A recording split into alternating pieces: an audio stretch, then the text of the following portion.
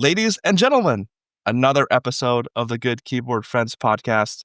This is a surprise episode because we had some initial guests that we were expecting, but due to in real life things, they could not make it. So I wrangled these two fine gentlemen. The guy with his mouth open. Come on, man. That smells like that. That's how I felt. I'm just a dork doing PCPs in my room. Like, look at this. That's where the magic happens, dude. That's where shit happens right here. Oh. No, I'm not anything important. I'm just Dr. a guy. Gondo. Dr. Gondo is here again, joining us again.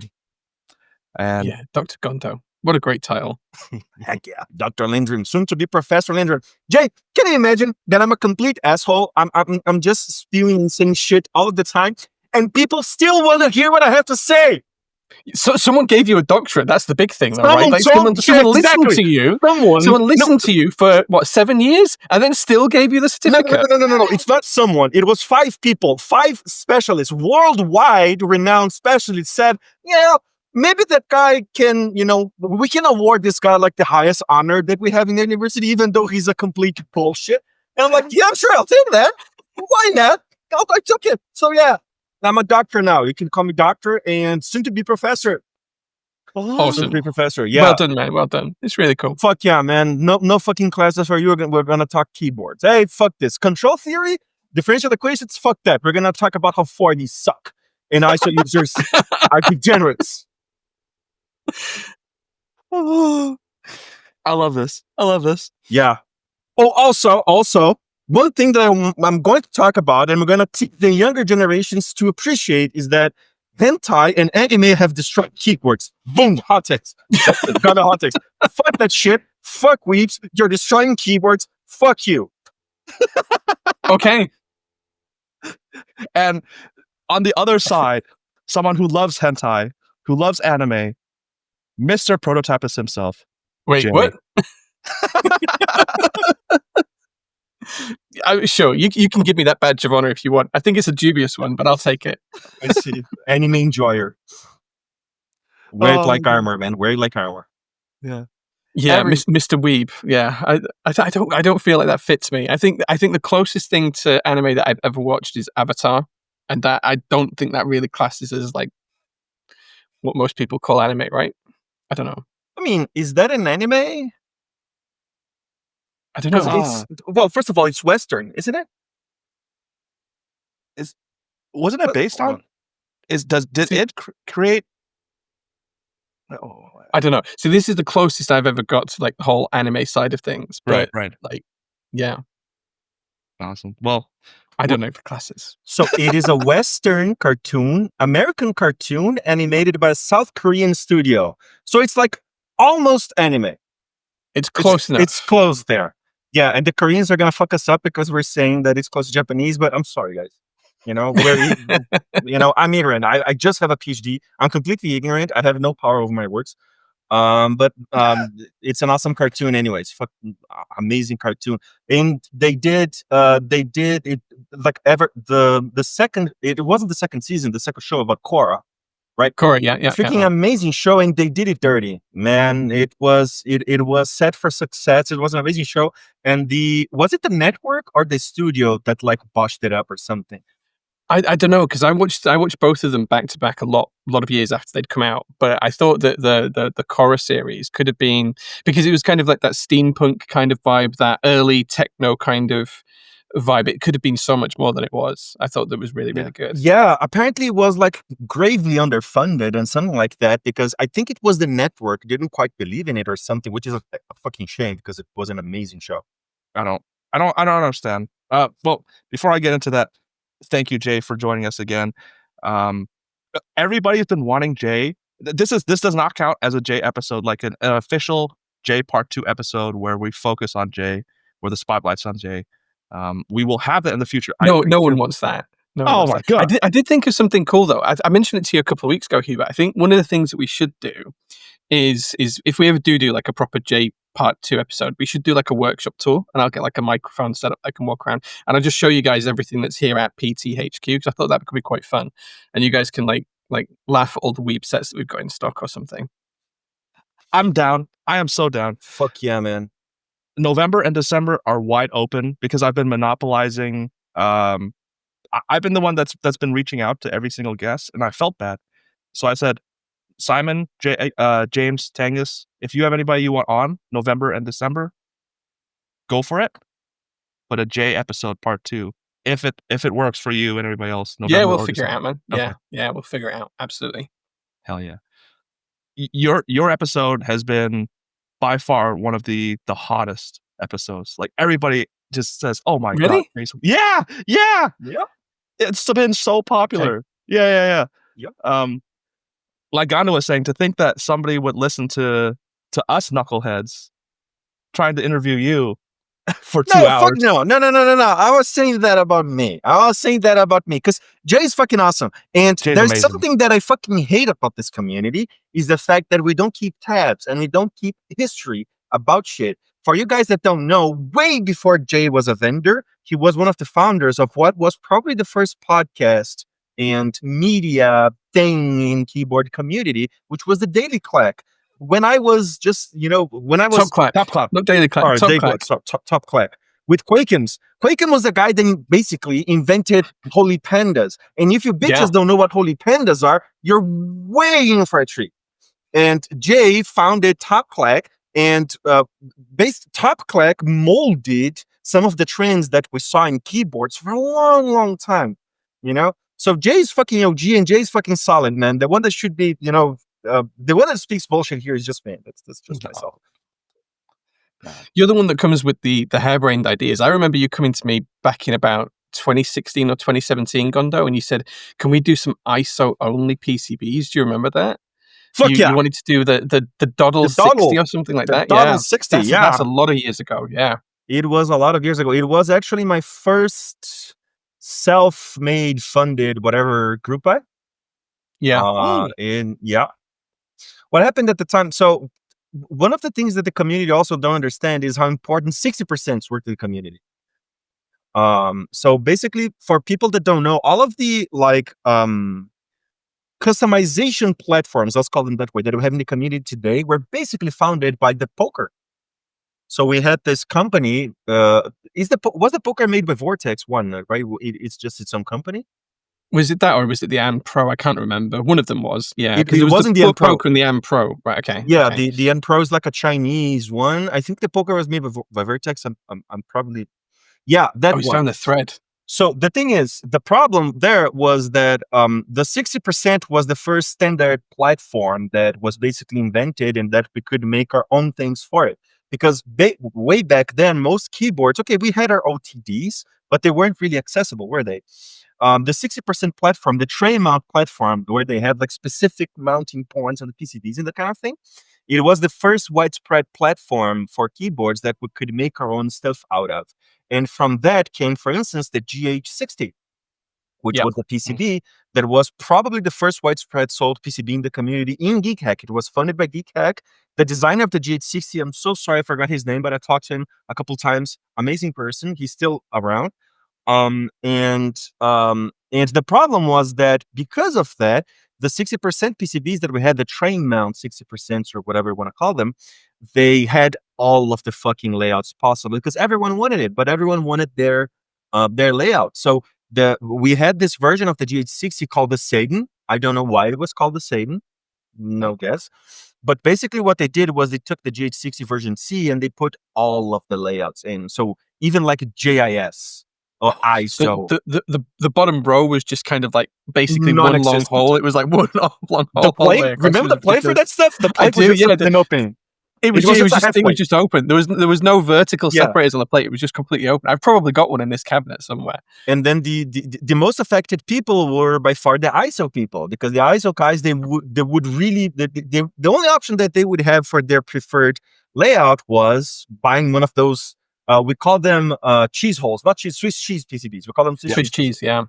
Was buying those, and then okay, hey, since you're making PCBs and things like that, I had already made 2 PCBs for the Brazilian market, which was the Arctic PCB and the Keeps PCB after Arctic Fox and Mr. Keeps out of our server. I had made the Shark PCB out of Undecided Shark also for the server. They're like, could you make a 60%? And I'm like, hey, the guy that I know that has a lot of influence in the UK is Jae. So I reached out and I said, hey, what would you like to do? And then we did it. He even gave it the name. The dawdle. That's amazing. The dawdle. Yeah. The dawdle is I wouldn't say it's a British, but it's like it's a term for like a toy or something that's Oh. quite complicated. It's a dawdle or something like that, as I No, understood the word. No? No, it means it's really easy. Like it's simple. Like it's really easy. Like it's a doddle to do. Like it's dead easy. Okay. It's the British equivalent of easy peasy lemon squeezy. It's the British equivalent It's a of that. doddle. Like it's a doddle. They're I definitely see. easy. Yeah. So yeah, that's where it came. And I ran the group out of Italy, of all places. I was in Italy at the time visiting family. And I was like, hey, you know what? I have nothing to do because I was in an insanely small town in Italy, like Wow. medieval castle level, small. Wow. Yep. And I was like, hey, let's do this. And I made it. We can cut this out if you don't want it in, but I'm just curious. You don't, obviously you don't have to tell me anything about the family, but I thought that your ties to Italy were purely just educational. But you also have family there? That's why you... No. So most of the family comes from Austria and Italy. Oh! Yeah. Wow. My great grandmother was Italian. I have the citizenship and everything. Oh my God. That's really Did you cool. know that? Yeah, I speak I German. didn't know that. No, I wasn't aware, but yeah. I speak German, That's really French, cool. and now hopefully Italian Wow. because of that. So really, you're a European. That's what I'm hearing here. Yeah. Nah, not in the sense. No, I mean, no. The thing is, I have the roots and I have everything, but I grew up in Brazil. I'm accustomed to Brazil, but I do pass as European when I go to the streets there. So I was in Italy for a couple of months there doing like part of my PhD, and no one could tell me that I wasn't Brazilian because when you hear Brazilian, you expect a certain body type, a little bit of a more rounded face, rounded nose, and that kind of thing. Lots of African heritage from that. But Brazil is a huge place. But myself, I look much more European than that, so I could perfectly pass as. So when I'm like in Germany or in Italy, if I don't speak, because of course I have an accent, I'm fluent, but I'm not native, right? Sure. So if I don't speak, yeah. Do you have any tips? How do I blend in? Do I I look mean, Italian? You just look so good all the time that you don't need to blend in, man. You don't need to play into playing, man. Everyone's gonna like you just like this. Well, I'm gonna stick with the hothead. I'm gonna ask both of you what you've been up to, but I wanna start with Gondo first since he's No, warm. man, let's start with Jae. Come on, it's too Are you much about sure? me.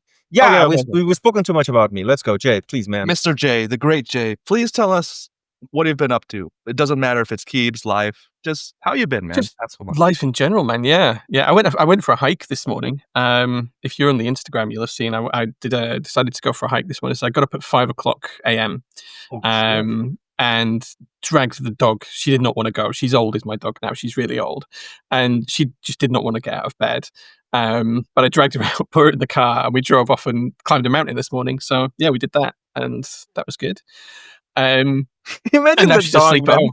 The dog is like, dude, it's 5 foot here, yeah, man. Come on. So the plan was to try and get to the top for sunrise. That was the plan. I wanted to be at the top for sunrise. We did not make it for sunrise at all. No, It took we me didn't. far longer to get up there than I I expected see. to. So we got to the top around just about 7:30. So it was about half an hour after sunrise. Okay. But it was still really nice. But yeah, the dog. We got home. So it was about 4.5 hours total hiking time, and then we got home afterwards, and the dog just went straight to her bed, and she's not moved since. Like that's where she is. She's just not moved then. Awesome. So yeah, bless her. But no, I'm good. I'm just plodding along, keeping going and trying to understand what I'm going to do next. Job hunting. So yeah. That's amazing. That's new. 5 years out of the job market, and now I'm looking for work again. But yeah, that's interesting. Can we ask what type of job? Like what job sector you're looking at? Yeah. So historically, I used to work for a bank in the UK, not with customers or cash, but as a program manager. So I used to deal with large scale technological deployments. So infrastructure, data centers, that kind of thing was all my bag. So the construction, the setting up of them, the deployment, the testing, and all of that. It was kind of like my bag to pull it all together and manage the project to deliver that. So these are huge infrastructure kind of technological deliverables. And I did that for 15 years. And then I left in 2020, and then I've been doing PT since, but I've not had any income for the past 5 years. So I've been living off the like my golden handshake when I left, and that's cash doesn't last forever. I've learned. I don't know if you guys know this, but you get a nice chunk of cash, and what happens is that's a nice big number, and then you spend it, and that number goes down. I didn't know that this was how it went, but it goes down. Yeah. And it doesn't come back up. It just keeps going down. So, yeah. Oh, That's man. where we are right now. Do you plan on so first of all, you are the most interesting man in the world. You have so many different hobbies and Man. responsibilities. Are you looking for can you do it remotely, that type of job, or do you have to be in the office? Yeah, you can do it remotely, absolutely. So most of my career was pre-COVID, so a lot of it was based in the office and kind of corralling people that way. But we were based off multiple different sites. So we did a huge technology deployment years ago where we brought Apple iPads into all of the bank network in the UK. So you could do so my idea was at the time was to change, instead of going to like a cubicle where you have to walk up to a counter and there's a big piece of glass and you hand your book over and you sign something, they hand it back. We wanted to do it completely differently. So you'd kind of go, you'd sit down on a couch, you'd have a coffee, and you'd sit side by side, and they'd get an iPad and they'd go, "Oh, so hey Gondo, look, this is your account here. What do you think? We can do this for you and that for you." And we called it hip to hip banking because you'd be sat next to each other. And that was kind of like the tag phrase. So we worked with Apple quite a lot, and a lot of that was kind of like remotely based because we're UK and obviously they're San Francisco based or wherever, Cupertino. So it can be done remotely, but I think a lot of that became more apparent after COVID or during COVID than which was when I was in the process of kind of leaving and starting Prototypist up. So yeah, I think the platform on that's changed a lot, but I'm definitely the type of person that's more productive in the office rather than at home. Like I'm well aware that I would just get distracted. My mind goes off on tangents. Like if I walked to the kitchen to make a cup of coffee, I'd see that the washing up needed doing, so I'd be loading the dishwasher, and then I'd be 5 minutes late for a conference call because that was more important because it was in front of me at the time. Whereas in the office, you kind of don't have those distractions. It's kind of much more. It's easier to manage your ADHD fixations when you have to be in a certain place at a certain time, I think. I gotcha.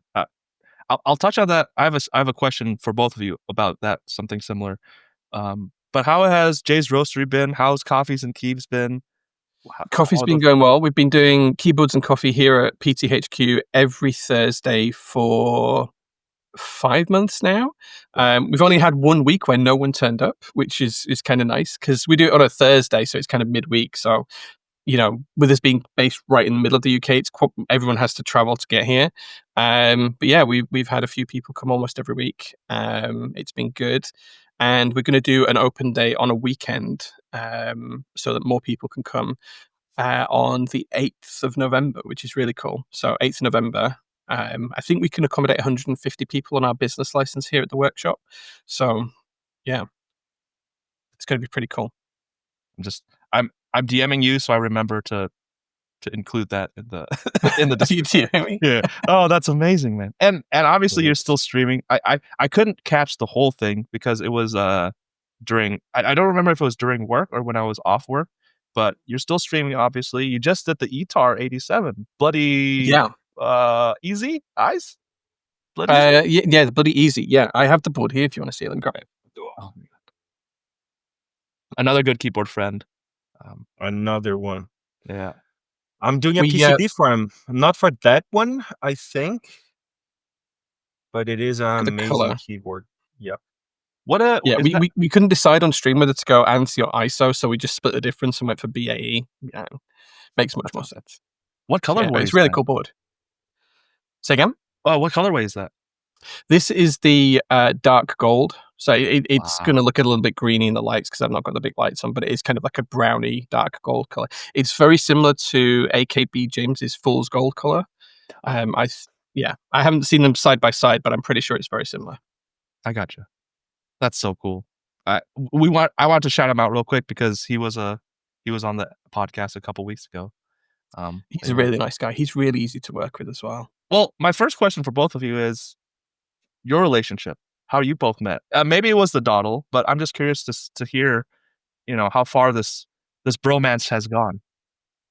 I think Gondo used to watch Top Clack, and it was from there, right? Is that where we first met in the chat from I Top mean, Clack? I Maybe.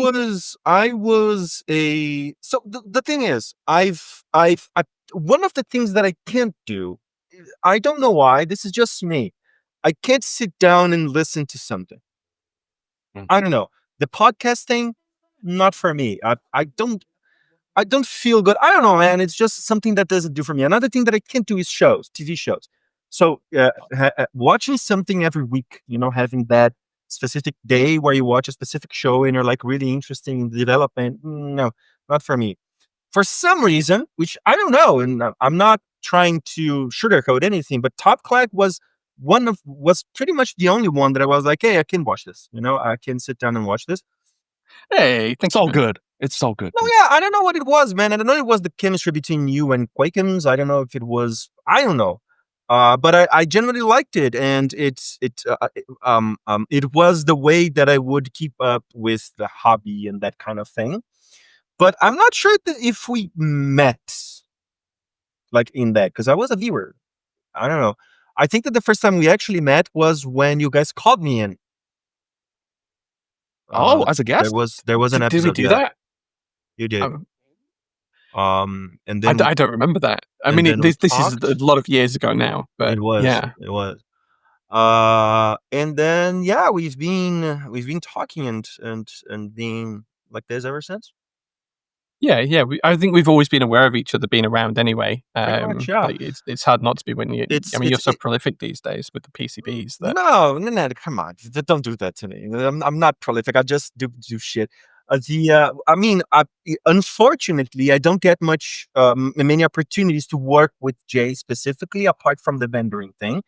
But then again, I don't work directly with Jay, in the vendoring. So if I'm doing a project and it happens that Prototypist is going to run that project in the UK, then I kind of work with Jay, but that doesn't put us in contact. It doesn't have the PCB. Jay vendors it, and that's it. But yeah, we've been around for some time. I gotcha. Have you two ever met in real life? No. No, No. no, no. No. Almost. I'd squish you into death though in a bear hug if I could. I think it's just the fact that we're thousands of miles apart generally. But like I get over to the US maybe once every 2 years for meetups and things like that. But I've never been to South America for a meetup. Yeah, the thing is, I was in London for a conference last year. The Yeah. problem was that I could only be there for a couple of days. So I couldn't, get into a bus and visit Jay. But I fucking wanted it. But eventually, Well, the thing is, like people think the UK is small, but if you're in London to get to the PT workshop, it's like a 5-hour drive, minimum 5-hour Oh. drive. And it's likewise for me to go down to London. It's the same kind of distance. Even if you did it on the train, it's going to be an hour of getting around London to get on the train, and then you're going to be 2 hours on the train to the nearest big city, which is Leeds, and then we're still a 45-minute drive away from there. So like it's even if someone says, "Oh, I'm in London next week," like the guys from Hubert messaged me a couple of months ago, and they were like, "Oh, we're in London. Do you want to come down?" And because they only gave me like 2 days notice, it was like really, really tight to get down to London and stuff. It's really hard to manage that kind of trip here in the UK sometimes. Everyone thinks we're really small, but it's hard to get around.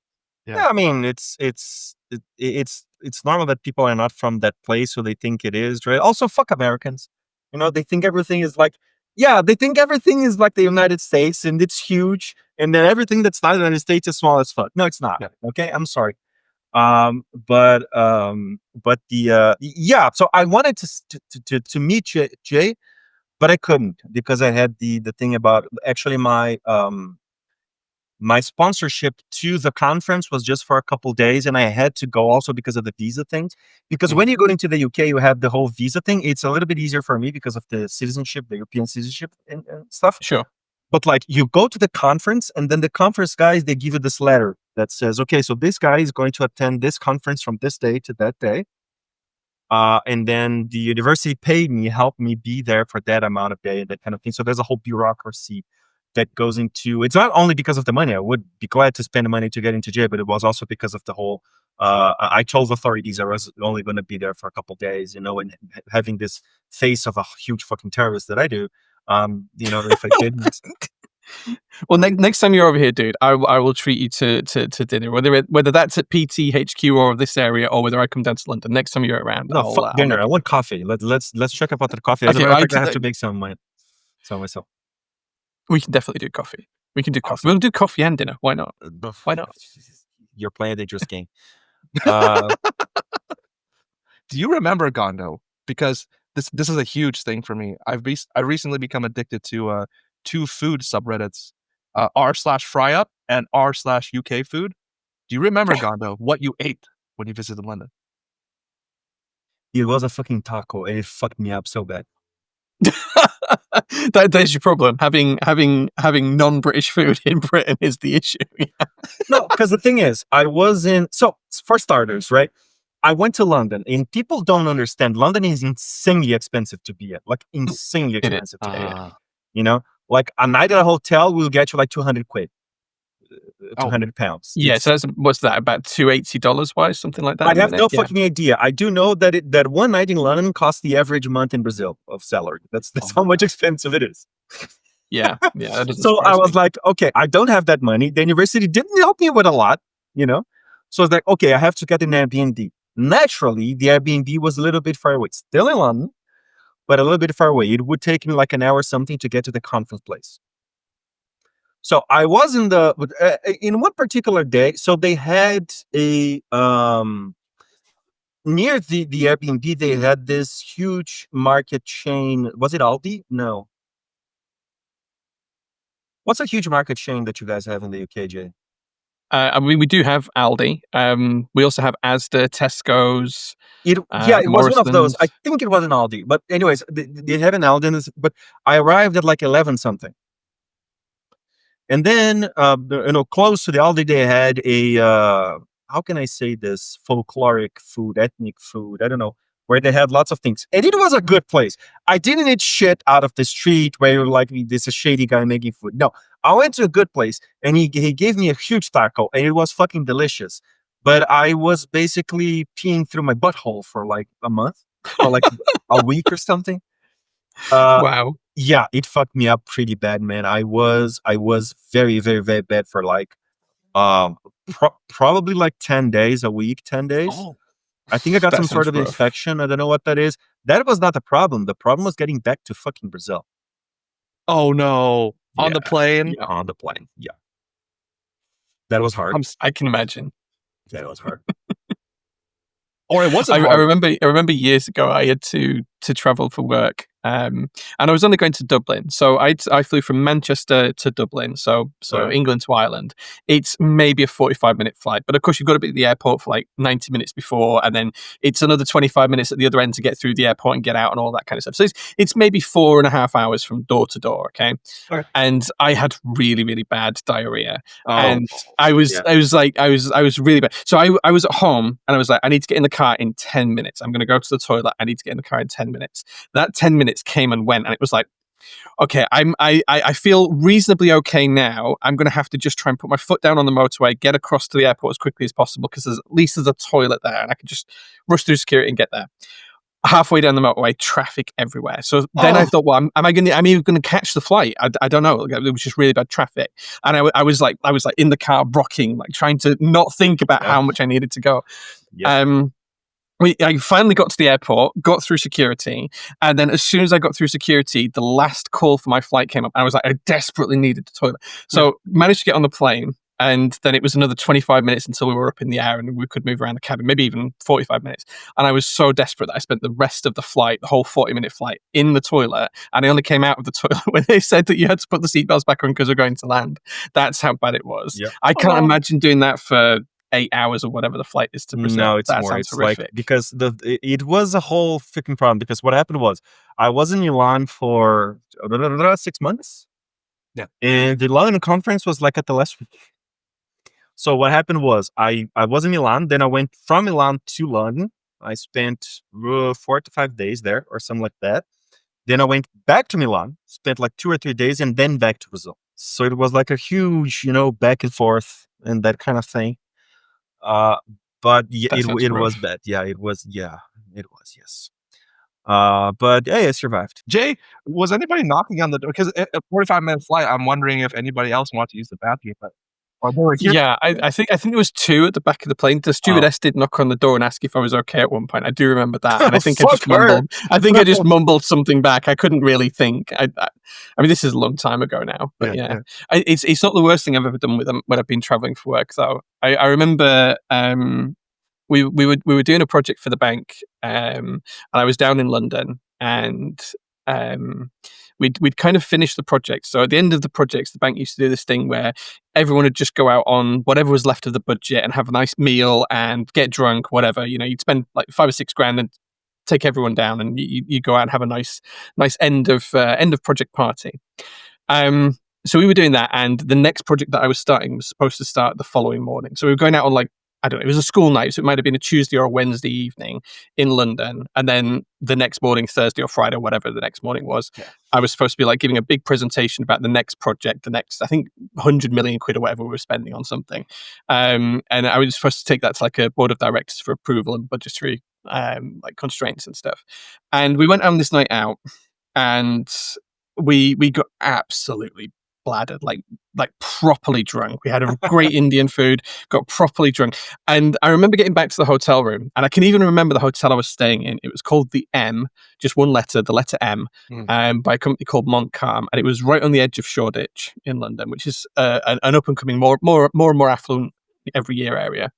And this hotel was kind of one of those rooms where all of the curtains were controlled by an iPad. So you could close the curtains with an iPad. You could turn on the shower with the iPad. You could do everything with it. You could turn on the lights and everything like it. It was a pretty cool setup. And I go back to the hotel room, and I thought, right, I stink of booze. I stink of Indian food. I've got a big presentation in the morning. So I hung my shirt up and put it in the shower to get the creases out of it. I thought I'll jump in the shower, and then I'll get up bright and early. We'll get some breakfast and go smash this out of the park. We'll do a really good job of this.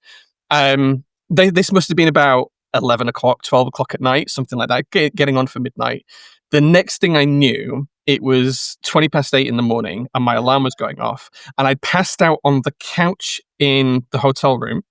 My phone was almost dead, so I put my phone on charge, and then I looked up, and the room was just thick of steam. I'd left the shower on all night. The whole room was dripping wet, like everything was just steamed and dripping wet. My shirt was hung in the bathroom, was just sodden. It was soaking wet through. I had no other clothes with me because I was only down there for that one day. So there was me at like 8:45 in the morning, running through the streets of London, trying to find a clothes shop open to buy a new shirt and pair of trousers to go to this meeting with. Managed to get to the meeting at like with 2 minutes to spare. Absolutely knocked it out of the park. It was a great meeting, actually. Got all the funding that we needed and everything else somehow, because I didn't have a chance to think about it. Like normally my process would be sit down over coffee, go through my notes, plan out how I was going to say things. None of that happened. And I got back to the hotel afterwards when I was checking out, and I had to have a chat with the staff. And I was like, I might have left the shower on overnight. The room's really, really wet. And none of the iPad worked anymore. And all of the curtains were on the fritz. Like one of the curtains was kind of like doing this kind of motion in the corner because it didn't know whether to turn on or off. Luckily, they didn't bill me for anything because I was expecting a big bill. Yeah. But yeah, that was pretty bad. That was pretty bad. Yeah, That's the greatest story. Yeah, it helps that you have scruples because I have none. So I would have just lied. I would have gone to the meeting like soaking wet. You know, this fucking rave, man. You know, send me a shit outside. It's fucking lying, dude. but we haven't had rain for a couple of days. No, it was rain. No, believe me, it was raining. Can you see this? Can you see this? Yeah. Fucking... How would I be wet if it hadn't rained? Yeah. How was it rain? Oh my god. Oh dear. Oh. I guess that just shows you how what is it? I'm not gonna say you're a procrastinator, but if you're put in a situation, you can fucking nail it, like regardless of how much time. I don't know, man. I think it was more luck than anything. I think I was just that worried about everything being so wet in my hotel room that I just completely forgot about the meeting, and that was second priority. And when something's not your main priority, you don't worry about it as much. Maybe like I had bigger things to worry about at that moment in time, so it just became less of a priority, and maybe that made it a bit easier. I don't know. Maybe. I gotcha. Oh man. Yeah, that's how I do it. Nothing fucking works, and I'm always anxious for something, so everything just breezes. That's how I do it. Fuck, man. Well, I want to get your take on UK food, Jae. Since you are the, for those of you that don't know, please first of all follow Jae on Instagram. He takes the most amazing pictures of food, and every time, Do I? oh my gosh, yeah, it's amazing. Like it's a feast. I know it's a meme. It's a meme that UK food is bland or just brown with other stuff and brown. It's not a meme. It's real.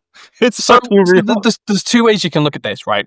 Oh man. If you want to look at British cuisine, like true British cuisine, it's not really British. It's a mix of every other culture. Like, if you went back in time 200 years, Britain pretty much ruled 2/3 of the world, right? The British Empire was ridiculous. It covered all of the, pretty much every corner of the globe.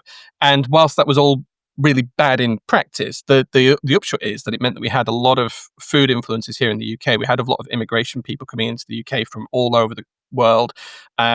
So especially in places like London and the big cities like Manchester and Leeds, and Edinburgh as well, you can find pretty much any cuisine that you want now, and it's genuinely authentic if you go to the right places. There's a lot of places that do it badly or wrong or whatever, or do dodgy tacos in supermarkets, but that's one thing. But if you do like a proper bit of research, you can find pretty much any cuisine out there now, and it's seriously improved over the last 20 years as the British kind of food options and food scene. I wouldn't say there's any true British classic dish. Like everyone seems to think there is, but like a lot of them are influenced by so many other cultures. Like we have curries, like Indian style curries that are pretty much UK invented, like the tikka masala. Tikka masala is a British invention. It doesn't come from India or Pakistan or Bangladesh or anywhere like that. It's just inspired by those, and it's kind of the British take on it. So when you think about the food from that perspective, we do all right. But we're really, really good at assimilating other people's cultures into our own, which, historically was probably not a good thing, but it means we got nice food now, which is nice. Gondo, are you a breakfast guy? What's that supposed? I'm a food guy. I just fucking eat. Jae, fry-ups, Jae. Fry-ups, oh my fucking god. Yeah. Oh my god. What is your favorite spot to get a fry-up? And what is a fry-up for those of you that don't know? So fry-up is just all the good breakfast foods that we do in the UK. If anyone's coming to PTHQ for the open day, on the day after, on the Sunday morning, what we do is we usually put bacon sandwiches on for people, so you'll get to taste a little bit of a fry-up on the Sunday morning if you're here for that. But for me, my favourite spot locally, there's two. One is a food shop that is literally on the street that I grew up on, called Silver's, and it opened about 4 years ago, and they do the most amazing breakfast sandwiches. So it's a fry up in a sandwich, basically. Oh my god. And then the other one that's really good is in Leeds city centre. There's a place called Mrs. Agger's, and it was originally this old lady that ran it. I think sadly she died during COVID. I think that's what happened, but and now her family run it, and they do a really, really good cooked breakfast. But effectively a fry up is whatever you can cook in a frying pan. So if you can get a big frying pan, put a bit of grease in the bottom and cook it in that, then that's what it is. So for me, if I'm cooking one at home, it's some fried eggs, a couple of fried eggs, a couple of sausages, some bacon done so it's gone crispy, but not too crispy. Not like it's snapping, but like it's nice and texturally quite firm. I do some little button mushrooms, like fry them off in the corner as well. In a pan separately, you'd have some baked beans, so just Heinz baked beans and tomato sauce. But I like to put a little bit of garam masala in them to spice them up a little bit. Garam masala and pepper, crack that bit into them. Cook those on the side, and then towards the end you get a couple of pieces of bread and you put that in the bottom of the frying pan and fry the bread in the juices from the sausages, the eggs, the whatever else has been in there. And then you kind of flip that over and cook it on both sides so it soaks up all that flavor. You have that fried bread to dip in your baked beans. But the most important ingredient for me is black pudding, which is basically just I don't know how you describe it. It's basically just odd bits of pork and dried blood that you put into a sausage and slice that sausage and then cook it and fry it, and it's delicious. It's amazing. It's fantastic. Is the texture gelatiny or no? For black pudding? No, it's actually quite gritty. Is the texture for blood sausage? So it depends on where you get it in the UK. It's its own thing, man. We've got a lot of those in southern Brazil, in Argentina. Blood sausages. We call them mucelas. and they are pretty good. I know it sounds weird because they're literally made of the pig's blood. Yeah. But they are pretty good. They're pretty nice, It and is really they good, have a yeah. very unique thing going on. It's like flavor, texture. It's very unique. Depending on where you get black pudding from in the UK, it has slightly different textures as well. So in some areas, it's kind of like a little bit chunky, and it almost has like a meatloaf type texture in the mouth. If you go into some other areas, it's more like a pate type texture, and it really depends on what type you get and where you're getting it from. And if you go to like a farm market, it's going to be a lot better quality than it is in the supermarket. And yeah, there's different things to look out for, but heat it through, just fry it nicely, and then you kind of like spread a little bit on toast, or you put a little bit on the end of your bacon, or you dip your sausage and smash your sausage into it, or whatever, and it just kind of goes with everything. It's great. It's really good. Very good. The viewers and listeners out there, if you do a fry up, regardless of you going and getting a fry up or doing it at home, please tag us. Please comment. That's fucking amazing, dude. Is it like a very communal thing? Because when I think of like staple home foods, good foods, I always think of how it brings everybody together. I was excuse me, I almost choked on my own tongue. Oh my god. When I was researching, I had a minor in classical studies, which is basically I studied abroad to Italy, or in Italy. But my one thing that I had to do was pick a topic to write about for the class for our final project, and it was foodways, or basically how food impacted the Roman civilization and things like that, and how it was very communal, things like that. When I think of a fry up, when you go out there, you know, you kind of have a banter with the people, the locals that are also in that establishment and things like that. It's a very communal thing. Maybe like a Sunday roast as well. I know that that's kind of popular too. You know, you get the whole family, you go out, get a Sunday roast. It's a very people thing. Yeah, I think most people wouldn't have a fry up like every day. Like I have maybe 3 or 4 a year. It's not like an everyday type food. Like it's a lot of effort to start off with, and it's a lot of calories as well. And Yeah, and you would like to live until you're 80 something, right? Not die of a heart attack. yeah, not die at 45, right? Yeah. From heart problems. So but you're right. It is like a communal food. So like if the big time when we have it in our family. So I don't have much blood family myself. Most of my family sadly passed away now. But my wife has quite a big family. And we spend, for example, Christmas there every year. So every year, a couple of days before Christmas, we'll go to her mum and dad's house, and all of the other family descend onto this one house, which is in the middle of the countryside over here. And then we spend like 2 or 3 weeks just there, just eating, drinking, chatting, talking crap, and just having a generally good time every Christmas. And that's kind of like the big time of year when we have a fry up, because everyone's there. We'll whatever like day most people are there. That's when we'll have a fry up for breakfast, or the morning afterwards, because everyone stayed over, and there'll just be sausages and bacon and everything flying all over the table, and it's always really good. It's really good. Yeah, it is nice to do that. This might be a weird question. Maybe it's not. So when we had Gondo on for his episode, I brought up Batata de Marechal. I said it correctly? Yeah, okay. Yeah. So what's this? What's Batata de Marechal? I'll let Gondo explain it, but there's a community aspect of it that I want to ask Kind Jae of. about. So it happens that there is this neighborhood in Rio called Marechal Peixoto. I think it's Marechal Hermes. It's a neighborhood in Rio, and there was this it's like a stall. It's really a street stall where they make fried potatoes. That's Okay. it. The thing is, they make lots of it.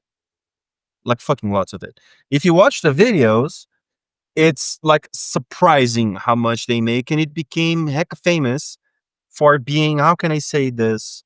You know, some street food that people really like, and it started to become famous, and it got even it was already famous back then, but with the internet and everything, because it's been going on for like 30 years or something.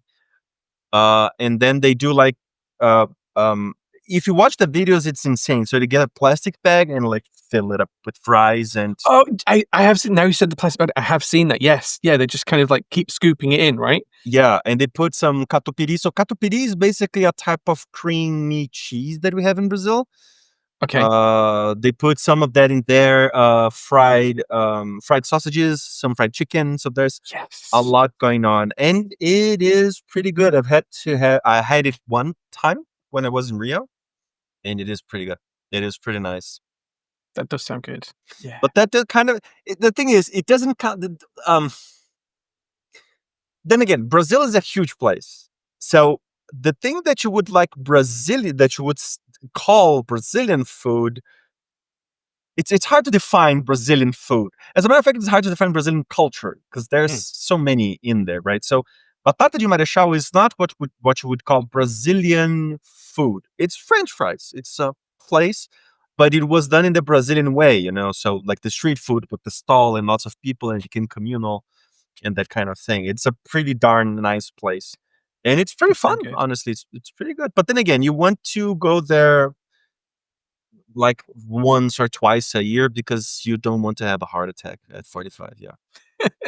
Yeah. I think that's the problem with all the good food is that you can't eat it every day, right? Like you have to spread it out because otherwise it's just so calorie dense and so bad for you. Yeah. That you just don't be very well. That is true. The question Why I had, are all the good things bad? For you? Bad? Why is everything that's good? Why is everything that tastes good not good for you? That's the problem in life. Like, wouldn't it be great if we could just live off like cakes and buns and fatty foods, and it didn't matter? It didn't affect our health. Wouldn't that be just amazing? I mean, it's evolutionary, right? The thing is, the foods that are tasty, they are sugars and fats. Yeah. Which historically, you know, the thing is, we were not made to do this. No. We weren't built for civilization. We were built for hunting together, right? We were built and made to keep in a bush, and then when something comes, we knock it down, we kill it, we fry it, we make it, and we eat it. That's what we were made to do. But the thing is, because we're assholes, we decided, no, I'm not going to do that. I'm going to sit around all day and do keyboards and hentai and porn. That's what I'm going to do, right? So, I mean, at least me. I don't know, guys. That's what I do. And then, and then the things that were evolutionarily valuable, fat and sugars, they became like insanely easy to get through. You know, this wonderful thing called supermarkets. And then that's because they're so tasty, and that's why they're so good. Because your body is actually survival mode. It was built for survival mode.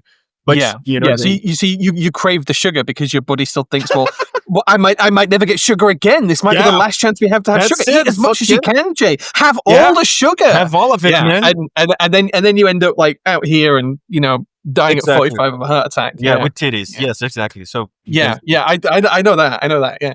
Yep. Yeah. Yeah. So what I'm hearing though is Gondo, is your theory here is that one day we will evolve to be able to just live off a fry up, right? That's the end game here. We will evolve to be able to process all of these fats and sugars much better than we can today. You know, that's interesting that you say, because I've been into a lot of sports science lately, you know, reading about that. And there's this guy called Matt Schoenfeld. So Hubert might know him because Hubert actually knows this shit, you know, differently from me. And Matt Schoenfeld is a huge guy in the science of hypertrophy. He's like world renowned for knowing training specific for hypertrophy. And then he was giving an interview saying that there were some for Japanese researchers, something like that, they were inventing a pill that would make your body have the same reactions and effects as when you go and train. Oh, interesting. So basically, it's the training pill that makes you react like training, but not having trained. When that happens, and when that shit gets like over the counter, we're done. We're fucking done. Okay, exactly. I'm gonna take 4 of those. Exactly. And eat every single day fry-ups, blood sausages, the Batata de Marechal, whatever the fuck I can find, and then I'm gonna take a pill, and then Batata de Marechal, a pill, blood sausages, a pill. I can finally live my dream of just eating nothing but Haribo for a year. Fuck yeah. Yes, exactly. Probably, yeah. AKB James's vice are honey buns. Has he told you that? Oh no, I didn't know about that. Yeah, but honey buns. Yeah. Yeah. Oh man. For me, I have a real problem with anything that's sweet. Like I don't keep it around because if I do, I just eat it. And I've been trying to lose weight for about 2 years now. So at my heaviest, I mean, we're backwards in the UK. We don't use metric for weight. We use imperial, so we use stones and pounds. So I might have to look this up. But I used to be just shy of 17 stone, and I've now got down to 13 stone.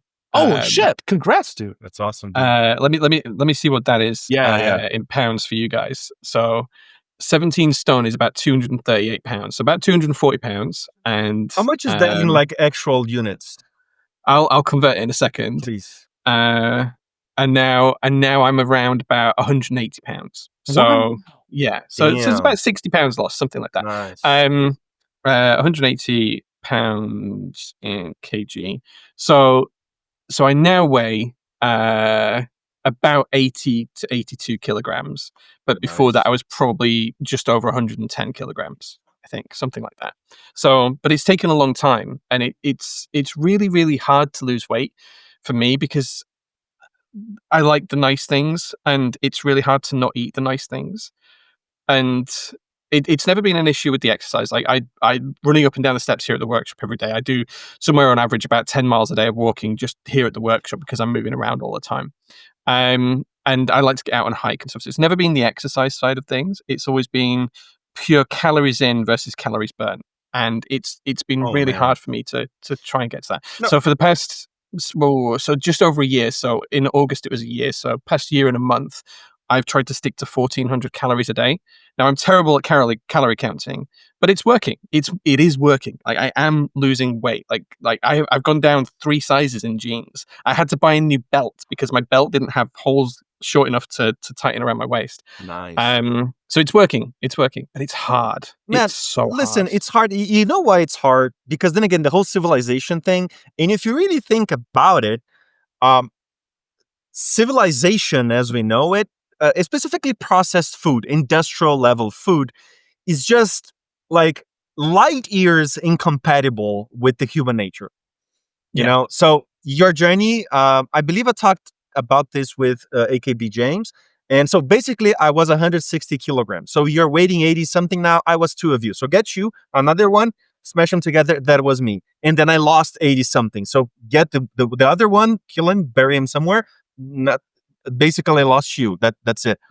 And I started doing that. I started doing the calorie counting thing where you go into the books and the nutrition facts. And then you go, okay, so this has this many calories. And then I would go into the treadmill, and then 1 hour of treadmill would burn me an apple. And I was like, fuck that shit.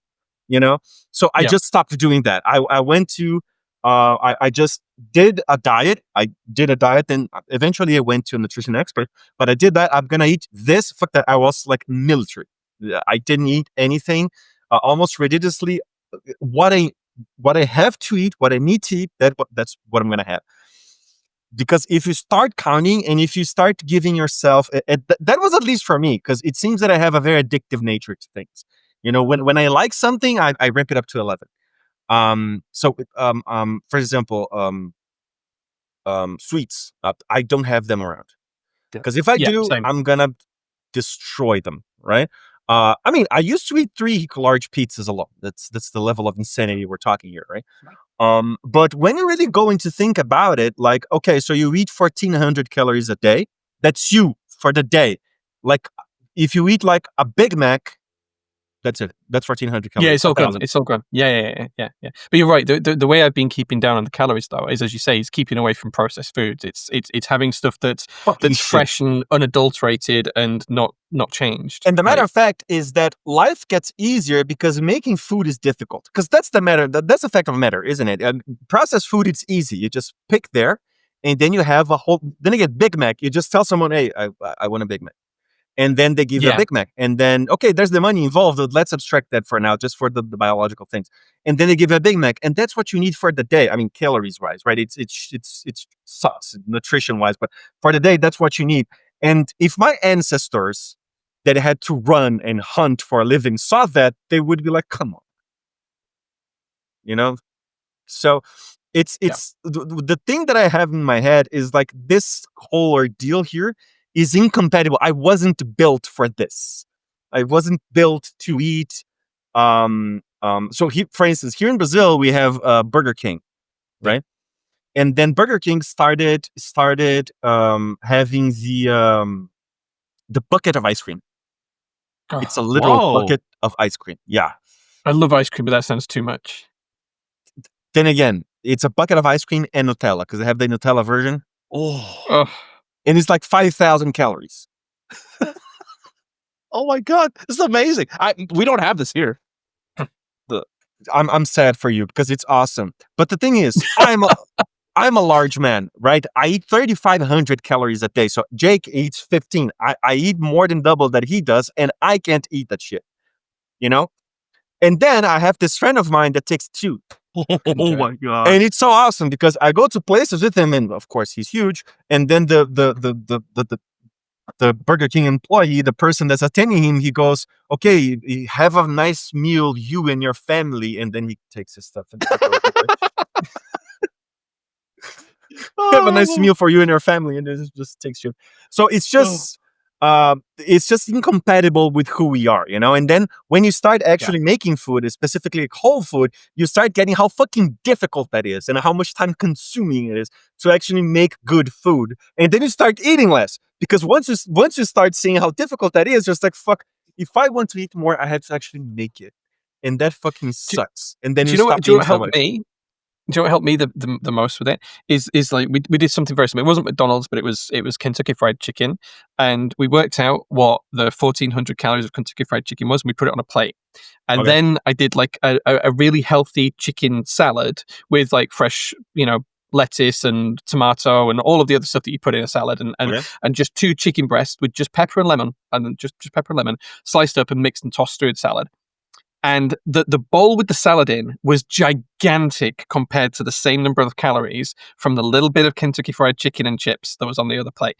And it was, when I put it into context, I was like, well, I could eat that and be hungry again in 2 hours, but still have way more calories than I need in the day. Or I could eat all of that and never feel like I want to eat again and still be under my calorie limit. That was kind of like the mindset switch for me. And it kind of helped me put into context. Well, I can eat as much as I want as long as I'm eating the right things. Like, at home, bell peppers, capsicums.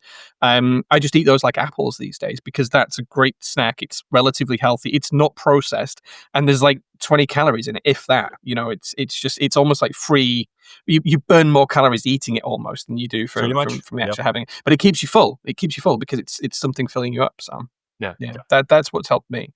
Just looking at it like on the plate. These are the same calorie counts, and you've just got one pile that's massive. You think, yeah, okay, I'm going to eat that. Yeah. For me, it's oatmeals and avocado. Together or separate? Together or separate? Together. So the thing is, you get just a little bit of milk, some whey protein, avocado, and oatmeal. It's got everything that you need: proteins, the fibers, and the fats. I swear to God, if I have one of those, generally I have one of these. Okay, it's large. Okay, I'm large. I just don't want to have anything else for the fucking day or whatever. It's amazing. It's pretty good. It's the same thing. It's like 200, 300 calories or something. Yeah. It doesn't taste weird either. Because I wouldn't have thought to put avocado. It tastes fucking amazing. Oh. It's got avocado in. Of course, it's going to taste amazing. That's probably one of my favorite things in the world, actually. Some really nice, fresh, like guacamole or something like that. Oh. Yeah. Yes. Yep. All over it. Pretty good. Man, this is not going to match what we talk about in terms of eating healthy. But I want to ask you, Jay, the Batata de Marechal thing, it's not cheap. Well, I mean, in Brazil, it seems cheap for people that don't live in Brazil. In Brazil, it's not necessarily super cheap, but it's kind of affordable, ish. But in the UK, I was reading and then I watched a video about a UK chippy shop that had super low prices just for the community, just so the community could afford it. I forget where it was. It was on Rate My Takeaway. Okay, yeah. And he was talking about how they do they lower the prices. It's not like the best quality fish and chips, but it's affordable for the community, and the community just supports this place altogether and things like that. Have you ever seen those places, like something that's super cheap, something that's the community could afford, similar to? Am I able to log in via my cell phone in the stream or something? I think so. Let's try that because I want to make coffee. Yeah. It's 1 p.m. I need coffee. Come on. Yeah, you have coffee. Dude, I had a coffee earlier on, and it's like 5 p.m. here, nearly 6 No, p.m. I just had So you 3. go for it. I need more. I need more espresso. Yeah, you need more. You need more. Yeah. You definitely need more coffee. Yeah. Yeah. I've never tried anywhere that's done like the. I am aware there are takeaways in the UK that do like the £1 fish and chips. I think they tend to be in more coastal regions because they can get like, especially in the chippies, the chip shops, they can get like the fish a lot cheaper and things like that. So it tends to be in the coastal towns. But there was a place in Leeds a couple of years ago that was doing a £1, which is about $1.50, I think, burger, and I think it was just very, very cheap. And shit. you know, I imagine it wasn't the best meat, but I never tried it. I didn't try it. Yeah, I am a bit of a snob when it comes to food. I do like nice food. Yeah, I'm a bit of a snob. Like good quality ingredients, are kind of like one of the things I always tend to look for.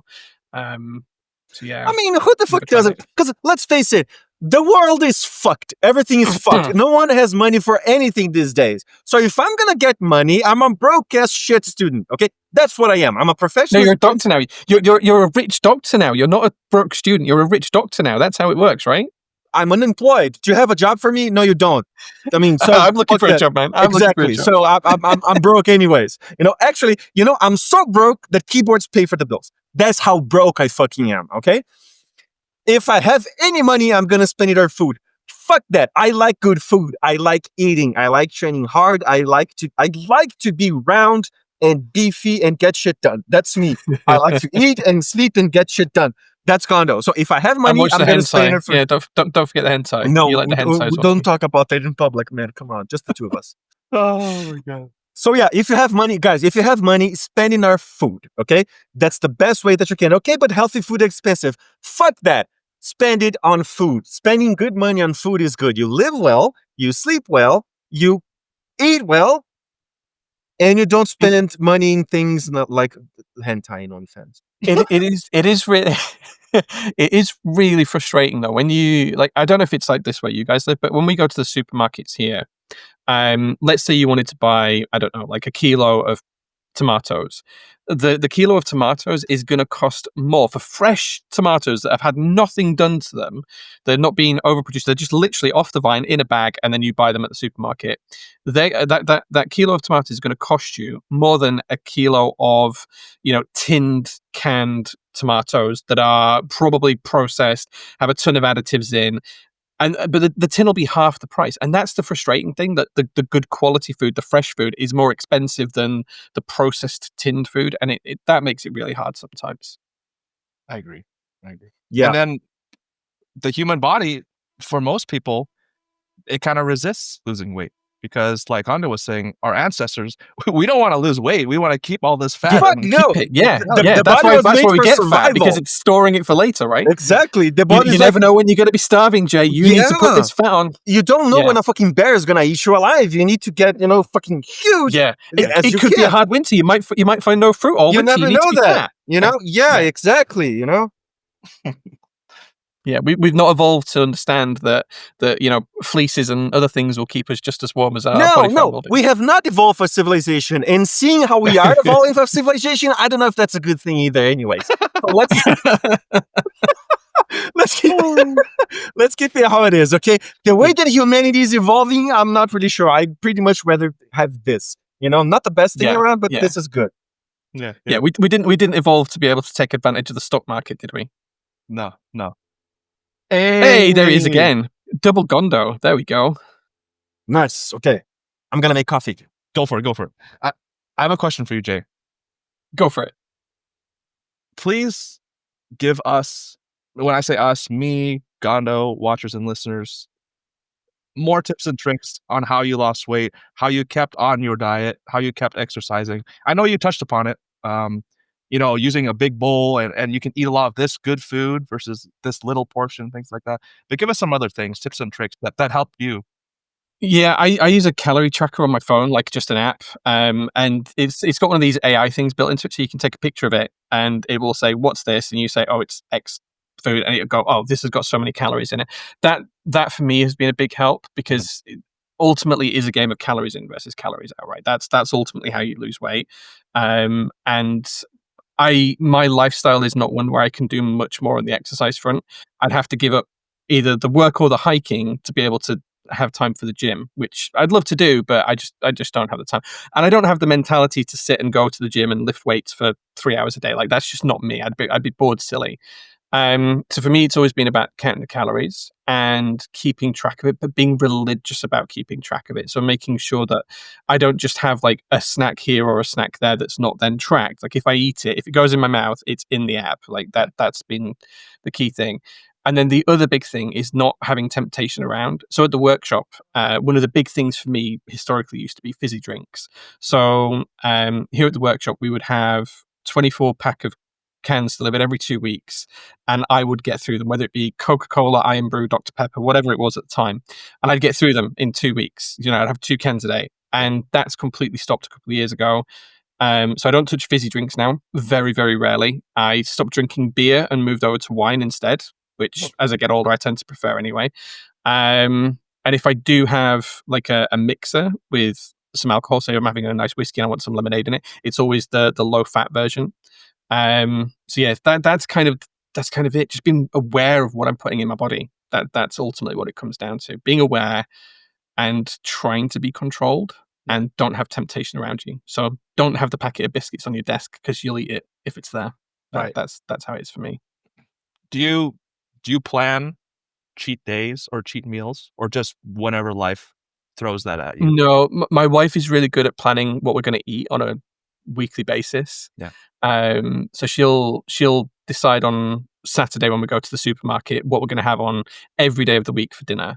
And at the workshop, I'm not a breakfast person typically, so I'll tend to have like a coffee for breakfast, like usually a flat white or a latte, and then which is about 150 calories, something like that.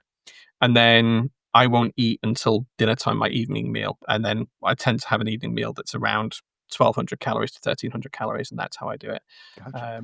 But I'll have like if I do need a snack, it will be a bell pepper, or it'll be a bit of cucumber, or it'll be something that's quite, something that's be quite big, that's not very calorie dense, that's quite calorie light. A lot of salad stuff is easy to get on with. So yeah, that kind of thing, or fruit, apples as well. Right. Yeah, nature's sugar. No, that's true though. The fruit for sure. So yeah. Okay, I'm gonna yell. Fuck that. I'm gonna yell. I love you. So this is the grinder. Niche. Yeah, niche. Yeah. Zero. Pretty dread one. English of all things. Yeah. The English can't make cars, but coffee, pretty good shit. Fighting words. This is a semi-automatic machine. This is a Brazilian lady. It's Italian. Why is it called Brazilian? All the best coffee machines are. I mean, but it's called Brasilia. Brazilians can't go with Brasilia. Why is it called Brasilia? I have no idea. But it's the Brazilian lady. So it's a semi-automatic. By the way, semi-automatic machines is the ones that you expect to be machines. You put coffee into the portafilter, you put it in, you press a button, it makes pressure, and then it spills with coffee. That's the semi-automatic, right? Yeah. But the star of the show is this little baby here. So this is Gertrude. Gertrude is a La Pavone Europiccola. Yes. Oh wow. She was born in 1987. So Gertrude is older than me. Lever coffee machines are by far the best. By far the best. I love a lever coffee machine. So here at the workshop, I have two lever coffee machines, espresso machines. Yeah, I know. They tell now they have this thing where they don't invent shit, but they make everything more sexy. So I feel like I need to show my coffee game now. Can I do the same thing? Go for it. Let me see if I can log in on my phone as well. And they make the glides.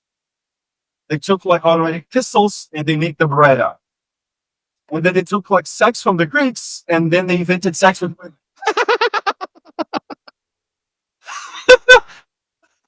So they make everything better. All right. That's true. So the way that this goes is you grind the coffee. So I'm using coffee from the region of the Mochiana, which is a mountain region here in Brazil. Pretty nice region. This is a very dark roast, not my preferred type of coffee. I like something on the medium roast. But when you're looking for your classical espresso, you're looking for a dark roast coffee. You grind it up. In the grinder, you have a granulometry, which is like how big the grinding is, how fine it is. And it takes some adjustments here. And then let's see if I can film the whole thing. Hold on. Okay. This is here. Okay. This goes fast. So here's the ground coffee. And here's the portafilter. I'm going to clean it up a little bit. Because then again, this is like the 4th or 5th of the day. There's the lever. We clean it up. Yeah. And my camera. I do love a macaroni. It's so good. Let me close this up. It will be. I know it's kind of like stuttery, but the final edit, it'll be flawless, I think. Okay, nice. So we have the portafilter. We clean it up from the old coffee. Yeah. Okay, it's nice and clean. Shiny. And then, by the way, I love the aesthetics of coffee. It's like kind of something steampunky, chromed. I don't know how to describe it. But there's like an aesthetic to it. Yeah. So here I have the coffee with coffee ground in. And then I have to temp it. Yeah. Well, basically I have to compress the coffee to make a concise, solid chunk of coffee. So here you temp this. Yeah. And then you end with a polished, like in hot heat. Yep. So let's see if I can. So see, it's solid pot of coffee. There it is. Yeah. So then you fill it in. So the way that this works is it's a very simple machine. It looks cool. This here is a pressure pot. That's what this is. You fill it up with water. There's a heating outlet, some pressure gauge, and then it stops heating when the pressure hits the mark. Yeah. This huge head here, we call the groove. There's a piston, and the piston is attached to the lever. Yeah. And then there's a channel. It's like a straw that connects the head to the bottom of the pressure pot. So when I lift the piston, I expose the piston to the water. So pressured water rushes in. And you're probably going to hear the hiss. Okay.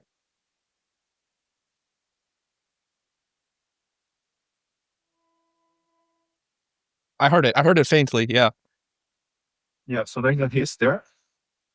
So then we have our container, double-sided borosilicate. So here we have a little pre-infusion. And then we use the lever.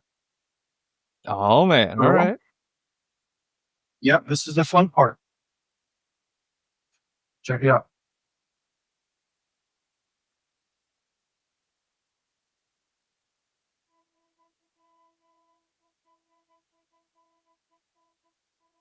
This is how babies come out, right? Exactly. Yeah. That's how we make things. When we look at that, just the purest. And there's one thing about this machine that I don't know why. It's able to get all of the oils of the coffee. Oh, We have not yet found any other machine that extracts like all of the flavors and the oils of the coffee. and you can't. So I like to use an AeroPress. You can't just grab the handle and pull super hard. You have to do it slowly and gradually, right? So there's two types of lever machine. So there's the type where you're pulling the lever down, you're pulling it through.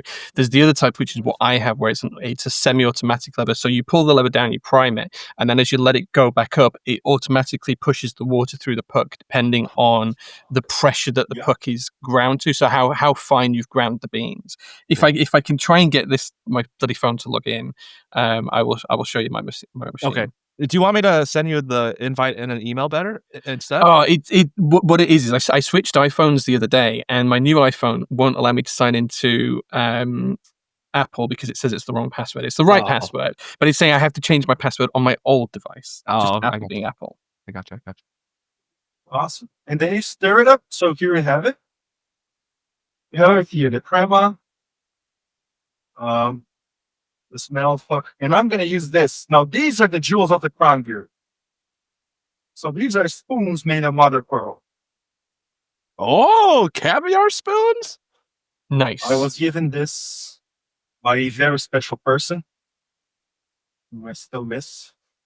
Mm. And then you stir it up. Let's squeeze. And then arrivo. Oh man. Now let me get the fuck out of the cell phone because I don't know, the app is bad or something. Give me two. Well, I'm hoping that it'll allow me to sign in on this device. All right, okay. I think I've managed to change my password now to something I know. Okay, gotcha. Let me see if this will let me get in. Okay. Gondo, that was amazing. Oh my god. The audio listeners, you definitely want to check into the video, at least for the timestamp that says coffee, making coffee. Okay, I think I'm in. Okay. I think. If I am, I will log in. Okay, I'm downloading the app. The app's downloading now. Okay, hell yeah. and then I'll make a coffee. In fact, I better put my shoes on because the workshop floor here is solid concrete, and I'll get cold feet. You like the double walled so it keeps the temperature, keeps it warm for a little longer? Well, there's a lot that goes into it. The first is that it looks good. Yeah. Because, something that people don't understand about coffee is that is the coffee good? Yes, the coffee is nice. But there's a whole ritual to it. I mean, you saw the whole ritual, right? Yeah. So imagine that. It's like 4 p.m. I'm finishing with like university work. And then I need to let that go. And then I need to get my head into gym and then keyboards. So the keyboard stuff. Yeah. So that whole ritual helps me do that. I gotcha. So everything that you've seen, I do in silence, complete silence. I just grind the coffee and then I think about, okay, what I'm going to work in now. My training for the day, what it is. If it's a leg day, then I have to like hype myself up. Yeah. So if it's especially a harsh day like deadlift day, fuck that, I have to, So Jae, let's go. Let's see what Jae has. Oh man, here we go. Oh shit. This is my ACS Vostok. Nice. Can I change the camera? Let me see if I can change the camera to the other side. Try that. Why won't it let me change? So about the cup, there's the tasting. Yes, there's the tasting, but there's also the thing about like how it looks because it's pretty, and then the ritual. So the cup. I mean, it's a double wall, so it keeps the temperature, but it also looks nice. Oh, for sure. Yeah. So I'll show you how we do coffee here. Let's see. So I'm having to try and check that you can see because I can't change the camera view. Nice. Okay. So we grind the coffee. Yeah.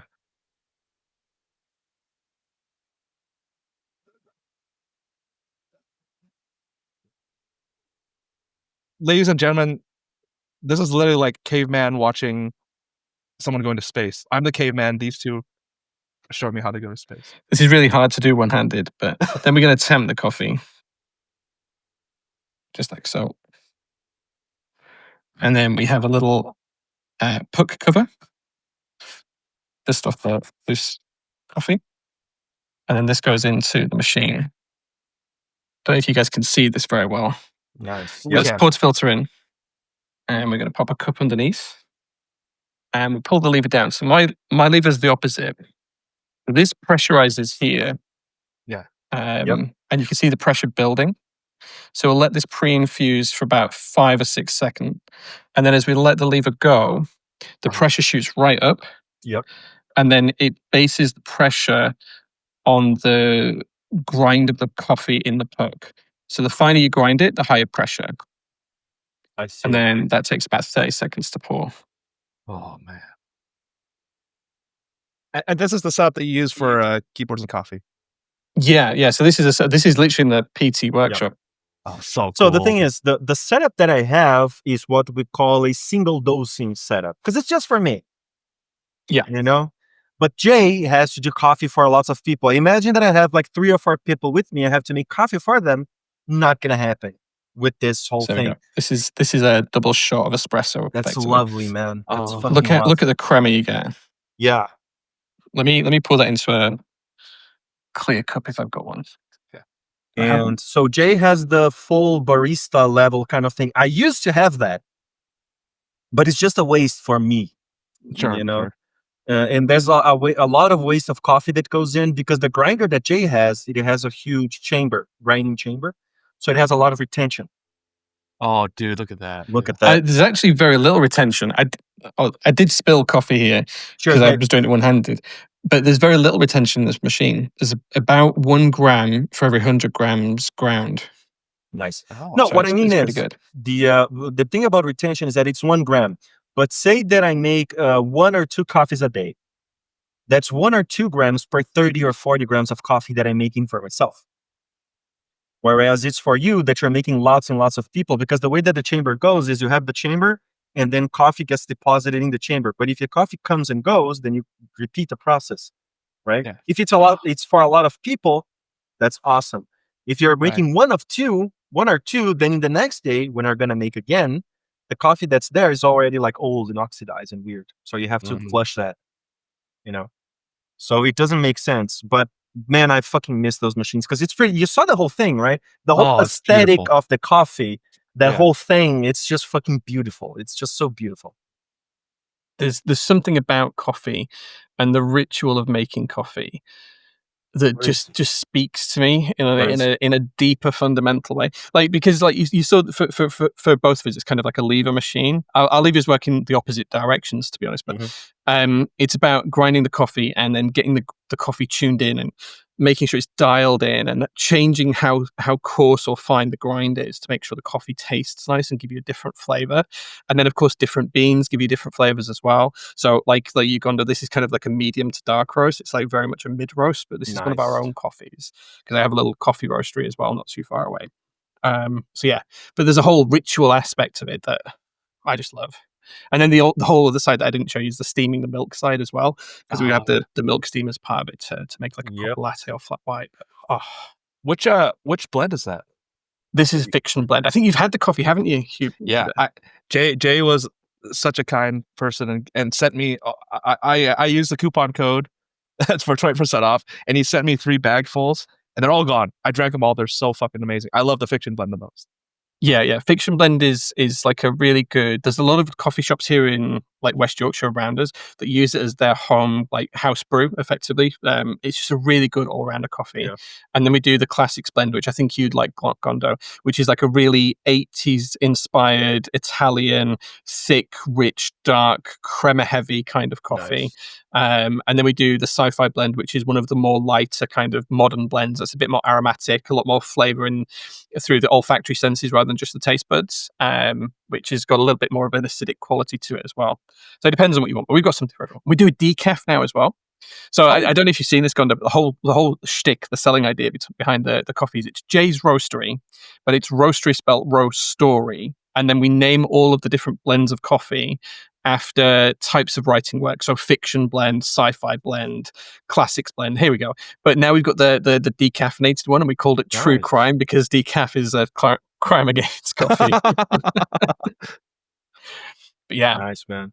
Yeah, one of the things that I deeply miss about coffee is roasting it. I used to have my roaster, but I had to sell it. Yeah. But I fucking miss that, dude. I fucking miss it. It's amazing. Man. Yeah, so we work with another company. Luckily, I couldn't afford the industrial equipment we needed to roast coffee at the kind of volume that we do. So we here at the workshop we go through something about a kilo a week, something like that. But when we have like a big event and we'll do 10 kilos in a day, that's not uncommon. And because the coffee's in a load of coffee shops nearby, that's thousands of kilos a month Okay. that we have to produce. So there's a company nearby us that we kind of basically work together, and they do the actual roasting for us. We just pick the blend and pick the beans that we're going to use, and Nice. kind of make the blend, and then they roast it to our specifications. But they use these Loring machines. It's a company called Loring that make them, and they're like a $1 million machine each, but they're so good, and the coffee that comes out of them is just such good Yeah. quality. Yeah. Yeah, but We roasting coffee is like a whole nother level. It is. It is. It's an amazing experience. One of the things that I loved about it was actually going to the places to get the green coffee. Because one of the amazing things about Brazil that's really undervalued, even by Brazilians, by the way, is the natural kind of tourism that goes with it. So I used to go to the actual farms and get the beans, so I could Mm. Yeah, visit and that kind of thing, and then get the beans and then roast it myself. And it's magical, man. It's truly magical. And it's something so unique in it. The whole coffee thing, that you can do all of that. it is. We work with for our green coffee beans. We work with farmers from Indonesia, Brazil, Guatemala, places like that. And one of the big things we've been able to do over the past couple of years, working with the so coffee is set up in a really weird way. Like if you go to a lot of the big chains like Starbucks, they'll have farms that are dedicated to producing their beans, and whatever you think of Starbucks coffee is irrelevant. That's kind of how they do it. So they're directly from farm to Starbucks. But most coffee roasters, it's rare that they can get into the kind of ecosystem where they can actually make sure that the farmers are receiving the right amount of money and be dealing with the farmers. Usually it's layer upon layer of people adding their own kind of, cost on top as they become suppliers and middlemen all the way through the chain. And one of the things that we've worked on over the past couple of years with the roasting company that we use locally is trying to get rid of all of that kind of middle layer of people and go straight to the exporters and the farmers themselves and work with them to make sure that A, they're getting good money for the coffee that we're buying, and they're not just getting the dribs that are left at the end of the chain. And B, because it also means that we can actually we know more about the coffee. We know how high up the mountain it came off. We know which batch was done on which day and how fresh it is and how long it's been green coffee. And it just gives us much more control over creating a nice blend in the cup, than what it would do if you're just buying it wholesale when you don't know. You go to Costco and you buy beans from Costco. You don't know how old they are. But one of the things we do as well is we put a sticker on the label that says this is when it was roasted, and based off of our own experimentations, this is when we think it's going to be in peak, position for either a pour over coffee or an espresso type coffee, depending on what you're brewing. So yeah, much more control, and it's so much better. Yeah. So And much better. there's something magical about knowing the person in it. Yeah, You yeah, know the guy. And then I used to have this. I still do buy it from this guy called Ivan. So Ivan makes like world renowned beans. And it's so weird because every time that I'm drinking the coffee, his family, his kids and him, they come to mind when I'm doing it. So it's yeah. it's it's That's truly really something cool. magical. Yeah, it's amazing. Yeah, it's cool. It is amazing. Well, Gondo brought us to the segue, the last one before the good keyboard friend of the week. I want to ask the both of you.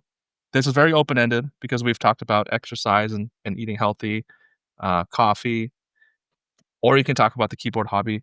How have any of those hobbies impacted your life? Um, when you guys talk about coffee, I'm reminded of how I recently took a look. I had an introspective moment myself. For many months, maybe even since the beginning of the year, I have not bought a lot of keyboard related items. But when I have, it's because of the story or the person behind it. Um, I bought an extra of the Sagittarius after the Gondo episode because of the whole story behind that. Um, it's less about the actual keyboard or item itself for me. This is just me. These are my purchasing what I go for when I purchase things, but it's about the story or the person behind it, the story or person behind the keyboard or the project or things like that. Instead of just buying the keyboard, I'm buying the story. I'm supporting the story or the person behind it. So for me, the keyboard community, it's impacted me positively in that I'm able to hear so many of these stories. I'm able to be exposed to so many amazing people like Jae, like Gondo, like almost every single person that I've ever met. It's amazing. It's broadened my horizons. Um, it's been a real positive thing in my life, and it makes me very happy to hear both of you talk about coffee in that way. Instead of just buying Kirkland Signature from Costco, which is totally fine if you do that. You go to the farm, you go start that relationship where you learn about the story behind the guy roasting the beans or where the beans are sourced. You go to the farm. It keeps you more connected. It impacts you greater than just buying it off the shelf. So I just want to hear Yeah. about you, your two. Let me tell you something. So, I mean, everyone here at least has listened about this guy called Alexander the Great. Yeah. Right. And Alexander the Great, he was how can I say this? I mean, he was known for everything that he was known, but in my opinion, the greatest feat about Alexander the Great was gathering people. So basically, huge story, there's a huge thing that goes about that. But the thing is, Alexander, he was this prince from this insanely small country called Macedonia, right? And through his might and his intelligence, he was able to expand that. But then it happened that his soldiers, which were basically noblemen back then, they became very well known. His soldiers back home were, regarded as like heroes. They were starting to feel a little bit iffy about the whole thing because Alexander had this thing where he would incorporate the local cultures of the people that he conquered, of the lands that he conquered, and actually started getting into it. So he started specifically getting to like Egyptian culture. So he started seeing himself as reincarnation of Ra and something like that, the sun god, right? And then his soldiers were like, eh. And then at some point, his soldiers were very tired of all the 20 years of hardships and that kind of thing that they started mutiny. They started mutinying. One day, this fucking dude, he was like 20. I was a shithead at 20. I mean, I still am, but more so in my 20s. But he dropped down the sickest speech of all. And I'm going to say this. And I'm going to cite it. So imagine this. Imagine just like bajillions of soldiers and generals, and then everyone is discontent. Everyone is like, this dude wants to conquer everything at our expense, at the soldiers, and that kind of thing. And then he drops this. He says, I observe, gentlemen, that when I would lead you on to a new adventure, you'll no longer follow me with your old spirit. I have asked you to meet me that we may come to a decision. Are we upon my advice to go forward, or upon yours to turn back? So he has said, do you want to go to home? That's what you want to do. If you have any complaints to make about the results of our efforts, or about myself as your commander, there is nothing more to say. Let me remind you, through your courage and endurance, you have gained possession of Ionia, the Hellespont, the Phrygias, Cappadocia, Paphlagonia, Lydia, Carcia, Lycia, Pamphylia, Phoenicia, and Egypt. The Greek part of Libya is now yours, together with Arabia, lowland Syria, Persia, and Media, with all the territories, either they formerly controlled by them or not, are in your hands. You've made yourself masters of the lands beyond the Caspian Gates, beyond the Caucasus, the Tanais, Bactria, Hyrcania, and the Hyrcanian Sea. We have driven the Scythians back into the desert. The Indus, the Hesperides, the Achaeans, the Hydrutes flow now through country which is ours. With all that accomplished, why do you hesitate to expend the power of our Macedon, your power, to the high faces? So he says, hey, listen, this is all that you've done. Not me, you, right? And then he says, so that it's quite a big speech, but there's something that he says about himself. Okay.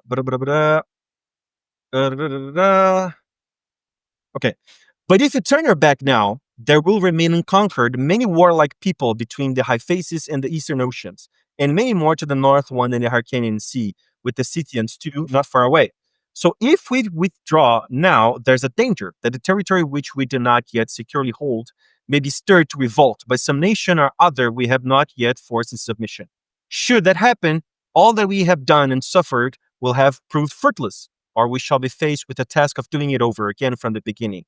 Gentlemen of Macedon, and you, my friends and allies, this must not be. So see, this guy, so the big short version is after he said this huge fucking awesome speech, the soldiers were begging for his mercy. Yeah. You know? So there is this thing about great deeds that is getting people together. And when I was studying about Alexander the Great, and not that I'm like a huge fan of specifically him, but a huge fan of philosophy and history, I was like, this guy's power was charisma.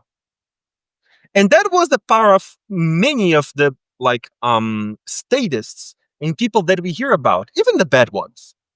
They were able to gather people around an ideal.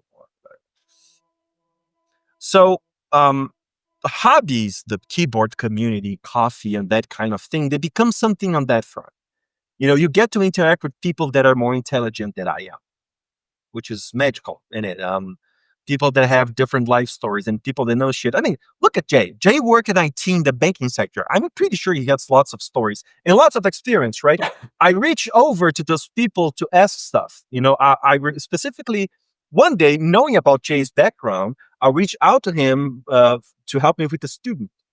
Because I know Jae is someone that's used to working with people and managing people from a technical perspective, which is a very unique thing. Generally, when people get into like managerial roles, they go on full managerial. They don't dominate the technical aspects of it. And the other way around also goes. If someone works in the technical sector, they're not used to managing people, or maybe in a small. So getting that skill set of knowing how the technical stuff works, but also knowing how to organize people is something very unique. So I reach out and say, listen, I have this person. He's very talented, but he's difficult to work with. And Jae gave me some pointers, right? And that's fucking awesome that you have people that have more experience than you and that have lived more than you that know shit. And you're like, hey, can you help me with this? I've had this trouble, right? And also people that have the honesty, because that also points towards it. You're not going to ask someone that you know is arrogant or doesn't want to give you into that. So the keyboard community, I'm sorry, it sucks. It's a fucking shit show. You all that's doing this, you fucking suck. You know, but the matter of fact is that we have some good people. It has this capacity of attracting very interesting people. The coffee hobby, very much same alike. For some reason, coffee has this capacity of attracting very interesting people of insanely different backgrounds, from farmers to, I mean, I'm just a pasty white dude doing shit in my room and doing math and that kind of thing. Okay, I have my background. I know a little bit about life, but it's just a little bit. I have people that have other backgrounds in life. And it's awesome to have that kind of experience, learn from other people's mistakes. That's fucking magical. So for me, that's what it's about, you know? Of course, for keyboards, it has the financial part of it. I mean, I'm not gonna lie about that. Yes, they pay the bills. So it's a profession at the end of the day too. So there's a lot about that. I have to put up with a lot of crap. But as a hobby, it's something that I use for self elevation, you know, that I can meet that kind of people and get that people. I have learned so much from this. As a matter of fact, I'm talking to this person. I'm not going to say who that is because it doesn't, you know, it's not the point. Where he's like a hardcore Islamic person. He's hardcore. He prays 5 times a day. He has the set times, and I've learned so much from him about, you know, his religion, because whenever you touch on religion and that kind of thing, people are always very reserved. You know, they don't want to talk about it with someone that's not from that background. But that particular person, he's like very open about it, and he believes in it so much, you know. And I've been learning a lot from him about the religion. I mean, I have a Quran, I have read it, but it's one thing to have read it, I know the teachings, and to know someone that has actually lived it. We don't have those guys here in Brazil. I mean, I'm sure we have a community, but it's not as widespread. It's not as accessible for me as it is probably in other places. I went to London, and they have much more a much bigger Islamic community there. Unfortunately, I didn't have enough time to interact, but I had that guy. So that's it's so elevating to have those kinds of experiences, and that's what that is. It was never about keyboards. It never is. Well put. I don't think it's ever been about the keyboard. It's always been about the people, right? Like even back in the days of like Top Clack and stuff, the coolest thing was just getting to know people that were doing different things, and the fact that people come from so many different backgrounds. Like I've got friends in the hobby. One guy's a baker. That's literally, he's a baker for a living. That's so cool. Right. And then there's other people who work for universities, and there's people who are doctors, and it's such a mixture of people that you can, as you say, if you know who you're speaking to, Gondo, and you know a little bit about them and you're interested in them, you can find someone who does pretty much everything. I've had people advise me on how to do woodworking projects because they're carpenters by trade. It's been fantastic for that kind of stuff. It really has. Yeah, this community is fucking awesome, but it fucking sucks too.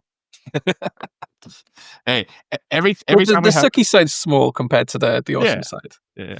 No, I mean the market side of it is weird. People, they have weird requests, and they have weird arrogances. Yeah. But I'm used to that. Yeah. Coming from academia, I'm used to that, so I'm fine with that. It's hard for me to say things like that as like a vendor and keep trying not to like scare off all my customers. But you are right. We do have some customers who are very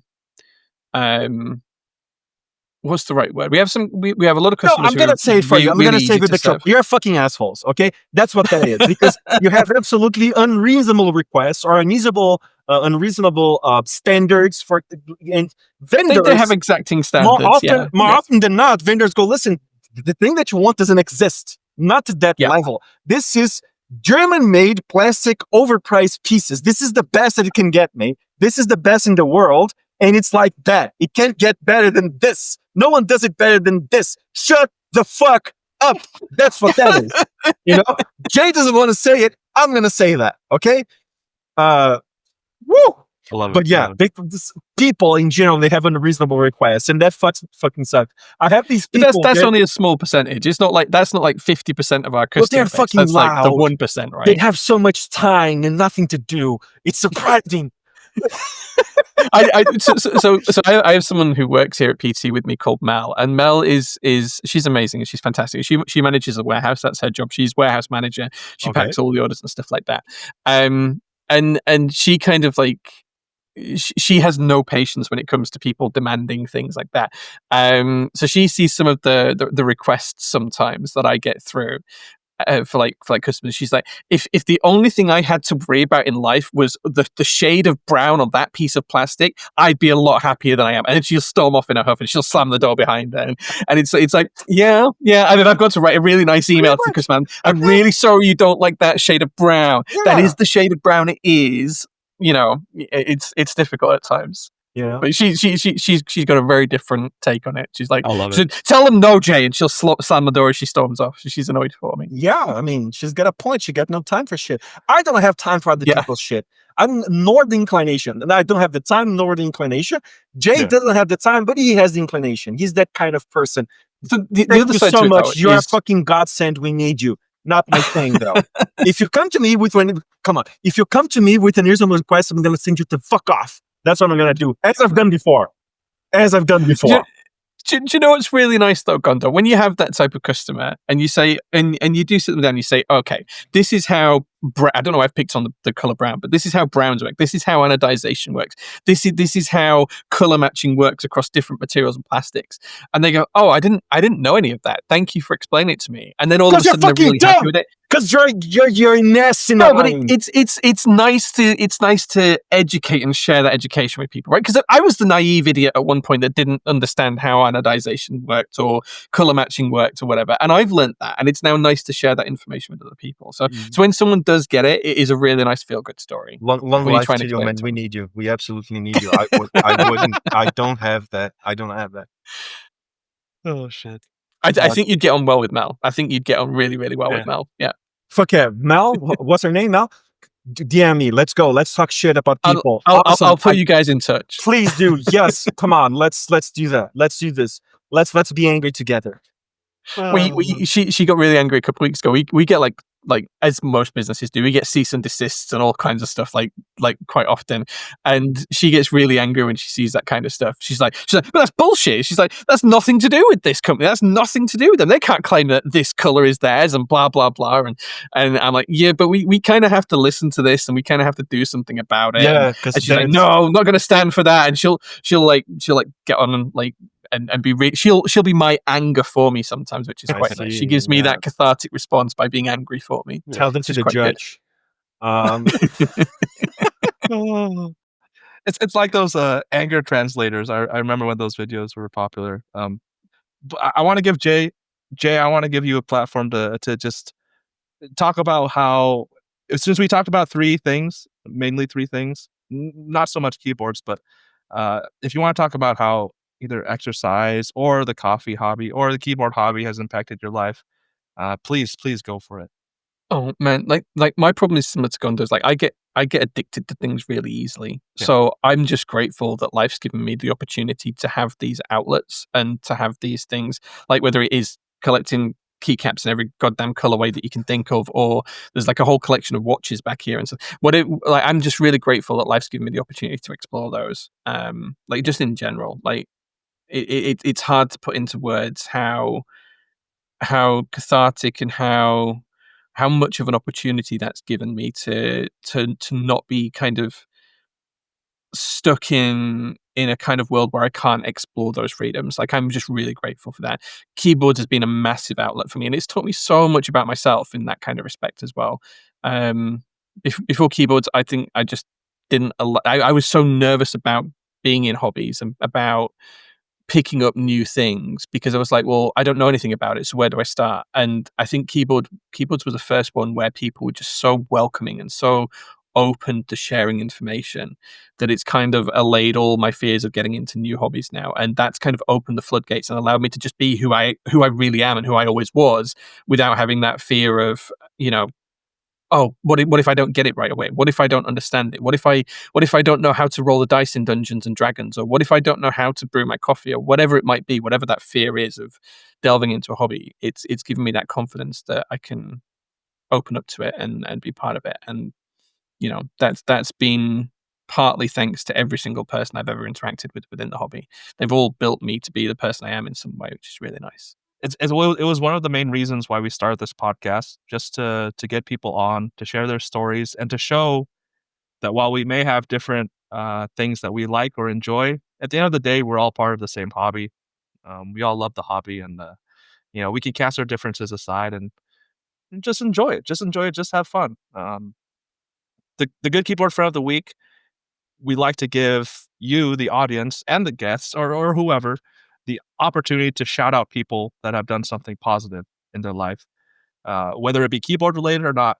We call it the good keyboard friend of the week is because originally we would record one episode a week, and we do mostly, but sometimes we have 2 or 3. So at the end of every episode, we like to read your nominations. When I say your, I'm talking about you, the audience. If you want to nominate someone, please reach out to me, James, Simon, or Tangus through DMs. You can comment publicly on YouTube videos, on the Spotify episodes, or on Instagram. Or you can go, and this is safe for work, hugemeatbox.com. It's our link tree. It's just our link tree. It's hugemeatbox.com. You can thank Simon for the link tree. On the very top, there's a link. There's a Google form link where you input your name, you input the person that you're nominating, and you input the reason why. You can do multiple nominations or nominees. You can submit week after week. All we want to do is we want to read your nominations, and we want to bring to light those people that have positively impacted you, or the community. So I'll read mine, which is Bluehornet. So they're very, for every person that is very active, either commenting or just watching in general.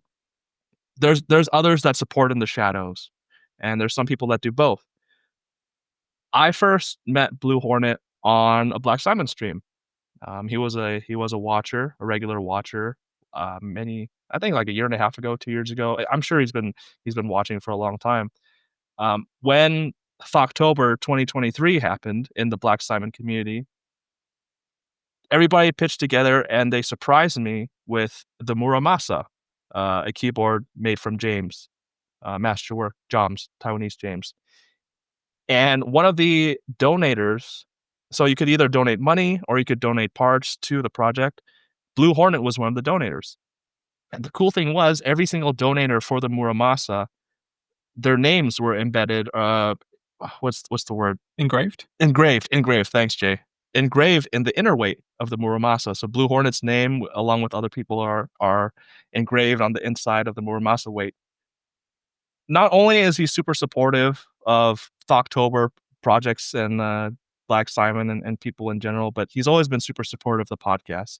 Whenever I post something, either a clip or an actual full podcast episode, there's Bluehornet. 9 times out of 10, he's always commenting. He takes the time to say kind words to people and to support things that he thinks are important. It's people like those, it's people like that really makes us feel good, and makes us really feel special about having this podcast and allows us to bring people like Jae and Gondo on. The regular watchers, the listeners, you guys are amazing. Bluehornet, you're amazing. So you're my good keyboard friend of the week. And please don't feel like you have to watch every single episode immediately when they come out. You're fucking amazing for doing that. I know we have so many episodes and we release them so much. But you're a good keyboard friend in my book. So I want to pass on the good keyboard friend nomination to either Gondo or Jae to take if you have anybody in mind. If not, that's totally fine. But cool. Yeah, I think I should do two. One should be Mel, because we've talked about Mel already, who works with me here at PT and keeps me sane. And I am going to put you in touch with the Gondo because I think you'll get on really, really well. I think you both have a very hot-headedness to you that would be quite complimentary. Let's go, Mel. Yeah, so I'll introduce you to later. The other one I'm going to nominate is Captain Reid. He's a member of our Twitch sub-community over on my channel, and he just makes me laugh constantly. Like, he just lives his life to the fullest, and yeah, he just always makes me smile. Whenever he pops up in chat, I know chat's going to have a good time. So yeah, Reid, well done, man. Hell yeah. Thank you. All right, Mr. Gondo, you have anybody you want to shout out? Honestly, man, I have one guy that's been a lot on my mind, which is this guy called Dark. So Dark does primarily like I can call them authorial designs, I guess. I don't know. He does very specific keyboards in very low quantities. And they're fucking awesome keyboards. He's doing the he's done the Eclectica, which is like Berserkatic, fucking amazing keyboard. Now he's doing the Apostle, also Eclectica team. He's done the Magnum Ergo, like bangers, right? And I don't know much about him. We talk a lot, but he sounds a little bit reserved, so he doesn't open up a lot, but he seems like he's going through a rough patch, like financially, personally, and that kind of thing. And it's taking him from keyboards. And I wanted to give him a shout out and you know, of pray that he can continue with us, because his stuff is fucking awesome, man. He's the same thing I said for Chicken Man, for Rukia. We need that people. We need people that make shit because it's awesome. We need that kind of people. I was talking to this other guy that I'm working with on other projects, and he's like, "Hey, I made this, but I think it's gonna be this keyboard, and I think it's gonna be like divisive, and people aren't gonna like it." And I was like, "Just fuck that. Do you think it's awesome? Like, it's your child. Do you think it's awesome? Do you feel that that's something you would use? Then fucking go for it. What people think or nothing, you're in the position where you don't need to think that. Myself, and again, keyboards pay the bills, then Vox Populi, Vox Dei, right? I more often than not, and probably Jay too, we don't have our personal interests. They have much less of a say than we would like, but we can live with that because we have this sense of certitude towards the community and that kind of thing, which is also fulfilling, by the way. But sometimes it would feel good to just to tell everyone to eat crap and hey, I'm gonna make this because I think it's awesome. Yeah, Sagittarius was one of those. When I made Sagittarius, I was like, maybe this is not gonna be, as popular as I would like, but fuck that. It's something that I wanted to get out. Same thing with Solio. Oh, I was so like, good. hey, maybe that's something that not everyone's gonna like, but hey, I think it's a cool project. I think it's something new. Let's fucking go for that, right? And I have lots of those, and I think that Dark is one of those guys, and I wish he could still be around. He says that he's still designing a new one, and I've been waiting for that guy for that new one ever since, a new keyboard. Let's hope. Let's hope, man. Dark, you're amazing. The people in the Blacksimon Discord, I think there's a collaboration. No. with They're all Dark. degenerates. Fuck them. Fuck them. Yeah. Fuck them. If you're in Simon's Discord, especially if you're a subscriber, I fear for you. Okay, seek help. They have something going on. There's a disc. He's making Yes, the CCR. it's called They're Assholes. That's what they have going on over there. They're degenerates. Yeah. Oh shit! But yeah, Dark is making some sort of collab. You'll find it in the Blacksimon Discord if you enter. Interesting. I always lurk in Simon's Discord. I always feel like I feel like if I was active there, I'd probably become more of a degenerate than I already am. Oh no. Dive into Simon's Discord is like the push for insanity. The Joker push for insanity. That's how it feels like. Yeah. Right? Okay. Yeah. Oh man. I just lurk and I kind of have a look at things every now and again, but I don't comment very often. That's what you get, man. Don't do more than that, or the Dark is gonna look back at you and it's gonna fuck you up. Yeah. I'm gonna be looking over my shoulder driving home now. You should. Yes, you should. They're sniffers. The name of the service, Blacksimon Sniffers. They know shit. They know where you live. They know what you like, and if you don't like ISO or waifus, you're fucked. So. Oh man, you've just said something that you like reminded me ISO. of something that You're really an ISO weird person, so you're good. Me, no. ISO's fine. ISO's fine. I do love ISO, but no, you just reminded me when you said that people know where you live. I had the weirdest interaction with someone the other day. It was someone that I don't know, and it was a relatively new Discord account created within like the last year. Messaged me and said, "Is this your house?" and had a photograph of my house. Oh shit! So weird. Like it's so bizarre. Yeah. Like I instantly blocked them because it just felt really weird and I didn't go into the conversation. Yeah, literally a photograph of my house. Not the Google Street View of my house, a photograph of my house. Like they've been there. Like they know where it is. Weirdest thing. And I share a lot of what I do on social media, but it's all here at the workshop. It's never at home because it's not fair on my wife. It's not fair on my family and stuff like that. It's not fair on my neighbors. So I never share anything from home. And so how someone has found where I live is so weird. It's just so bizarre. Terrifying. Yeah, I've there was this time when someone took I don't know how they got a hold of my cell phone number, like personal cell phone number. Oh god. And then a couple of people messaged me, and then in that same day, my dad he was going to pick my sister up in like the movies or something, and then he sent me a picture of her and saying, "Is this your sister?" And I thought it was like someone, and then I just responded, "I'm going to fucking break you in two," and they was like, "Okay, that's that." So, so yeah, it's weird. It's weird. Those people are weird.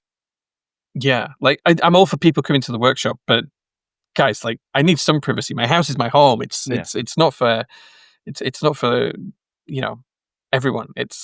I don't even take anyone that I'm friends with from the hobby to my house because everyone comes to the workshop and we do good things here. It's like my own private space. Motherfucker, so the weird. dude already has a workshop. He has the place. He wants you there. Fuck you. His house where he sleeps. The Godfather where my wife sleeps, where my kids play. No, dude. No, don't do that. That's fucking asinine. No, don't dox people, guys. Don't put them in weird situations. Don't. Like, do you want someone to do that to you? I mean, it's already like a leap of faith or courage to put yourself out there publicly. You're not gonna find anything here. This is like a con dungeon. Come on, there's nothing for you here. Yeah, all my cool stuff's here at the workshop. I'm not allowed it at home. That's the thing. My wife would say, no, it's not allowed in the house. You know? So why would you want to come here anyways? There's nothing for you here. Add to the cum dungeon. Yeah. Oh god. Well, I want to say thank you to both of you. I truly mean this when I say, if there's anybody that I can ask to save the day, you two are the top. I overdo it when I'm here, don't I? I overdo love the character. No, I'm sorry, man. I'm so sorry. I swear this is a character. I tried doing it, but I just overdo it sometimes. When we have Gondo on, we've started doing like these clips with like a couple minute clips. The clips are awesome. I want to use every single one of the like I make clips when Gondo is on because Gondo episodes are unhinged and we love it. Like, oh my god. But yeah, no, like in all seriousness, we love it. Please keep doing it because if we can't fucking have fun and like no, man, I'm just afraid that someone's gonna get offended at some point, or something like that. Dude, the thing is, Gondo, right? No matter what you do, no matter how you act, someone is always going to be offended because that's just the world we live in today. It doesn't matter what story you tell or how much of yourself you share. There's always going to be someone that's upset with what you've done. Is what I've learned. Like there's people who say, "Oh, Jay, you shared this, but you didn't share that." And it's like, well, yeah, because that was my private holiday. I didn't upload on Instagram for 2 weeks because I was away with my family. Right? I can't share everything. Yeah. Or it'll be like, Jay, why are you selling this product at this price? And it's like, well, that's just how much it is. Someone's always going to be upset about everything you do. So you just live your best life, Gondo, and don't worry about other people. There's something that's been on my mind lately, dude, which is people are actually influenced by me, and that scares the fuck out of me, I've just had it. This was not 1 or 2 or 3 people. This was more than several people that messaged me like, "Hey, who are you? Like, what do you do?" And I'm like, and then these people, this is actually how it goes. Like, "Hey, I saw you in my kid's YouTube algorithm or in his Discord, or you're talking like," and they're actually worried for their kid that's talking to a complete freaking stranger on the internet. And I don't know people's age, right? I just talk to them. Yeah. You're a human being.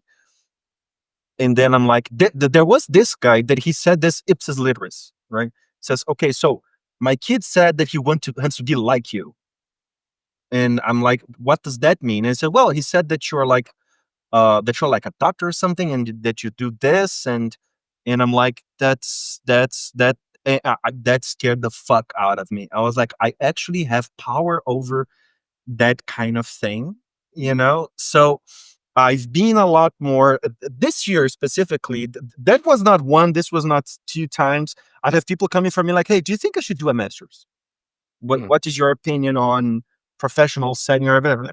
I don't fucking know, So I've been trying to watch a little bit over my public persona a little bit lately because of that, because I fear that people are gonna take what I say.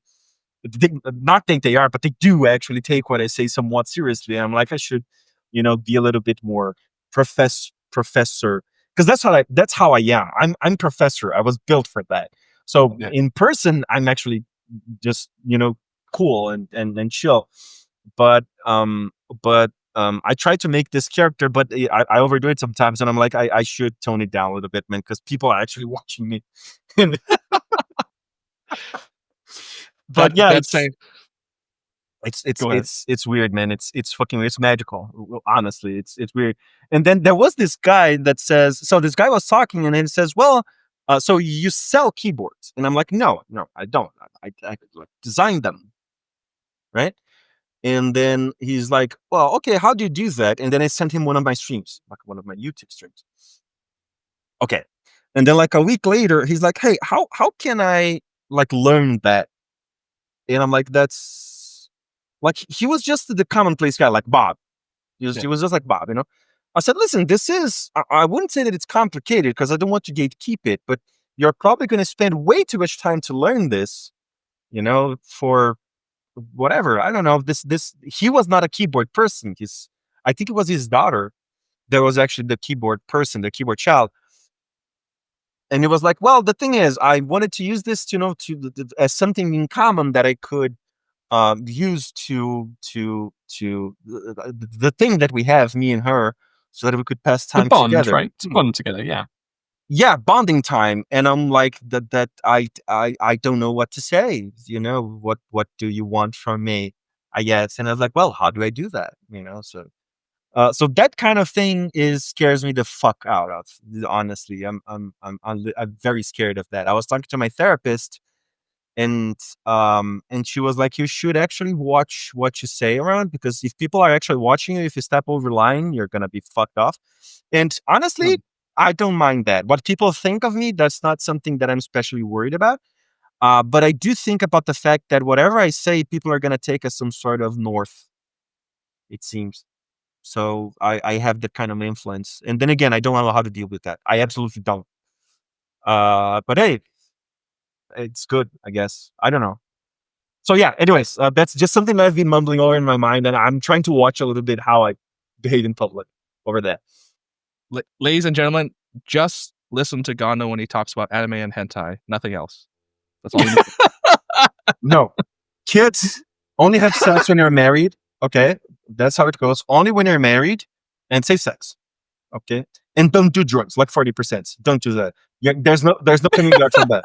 No coming back from that. If you do 40%, you're done for life. Don't. Just keep, at best, keep at 60%. Maybe in the TKLs, that's which is fine. You can get out of that kind of drug, but 40s, no. There is a bigger drug than 40s, Artisans.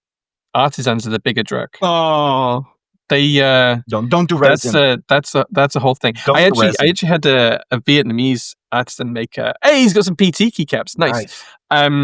So I don't know if you've seen like our Twitch sub logo, but our Twitch sub logo is a rocket ship, and the Twitch subs, I had nothing to do with this. They designed it themselves and made it their own logo, and I had it made and put onto an artisan. Now this is a Little Coup. That's the name. It's called the Little Coup K00, and it's made by a Vietnamese maker.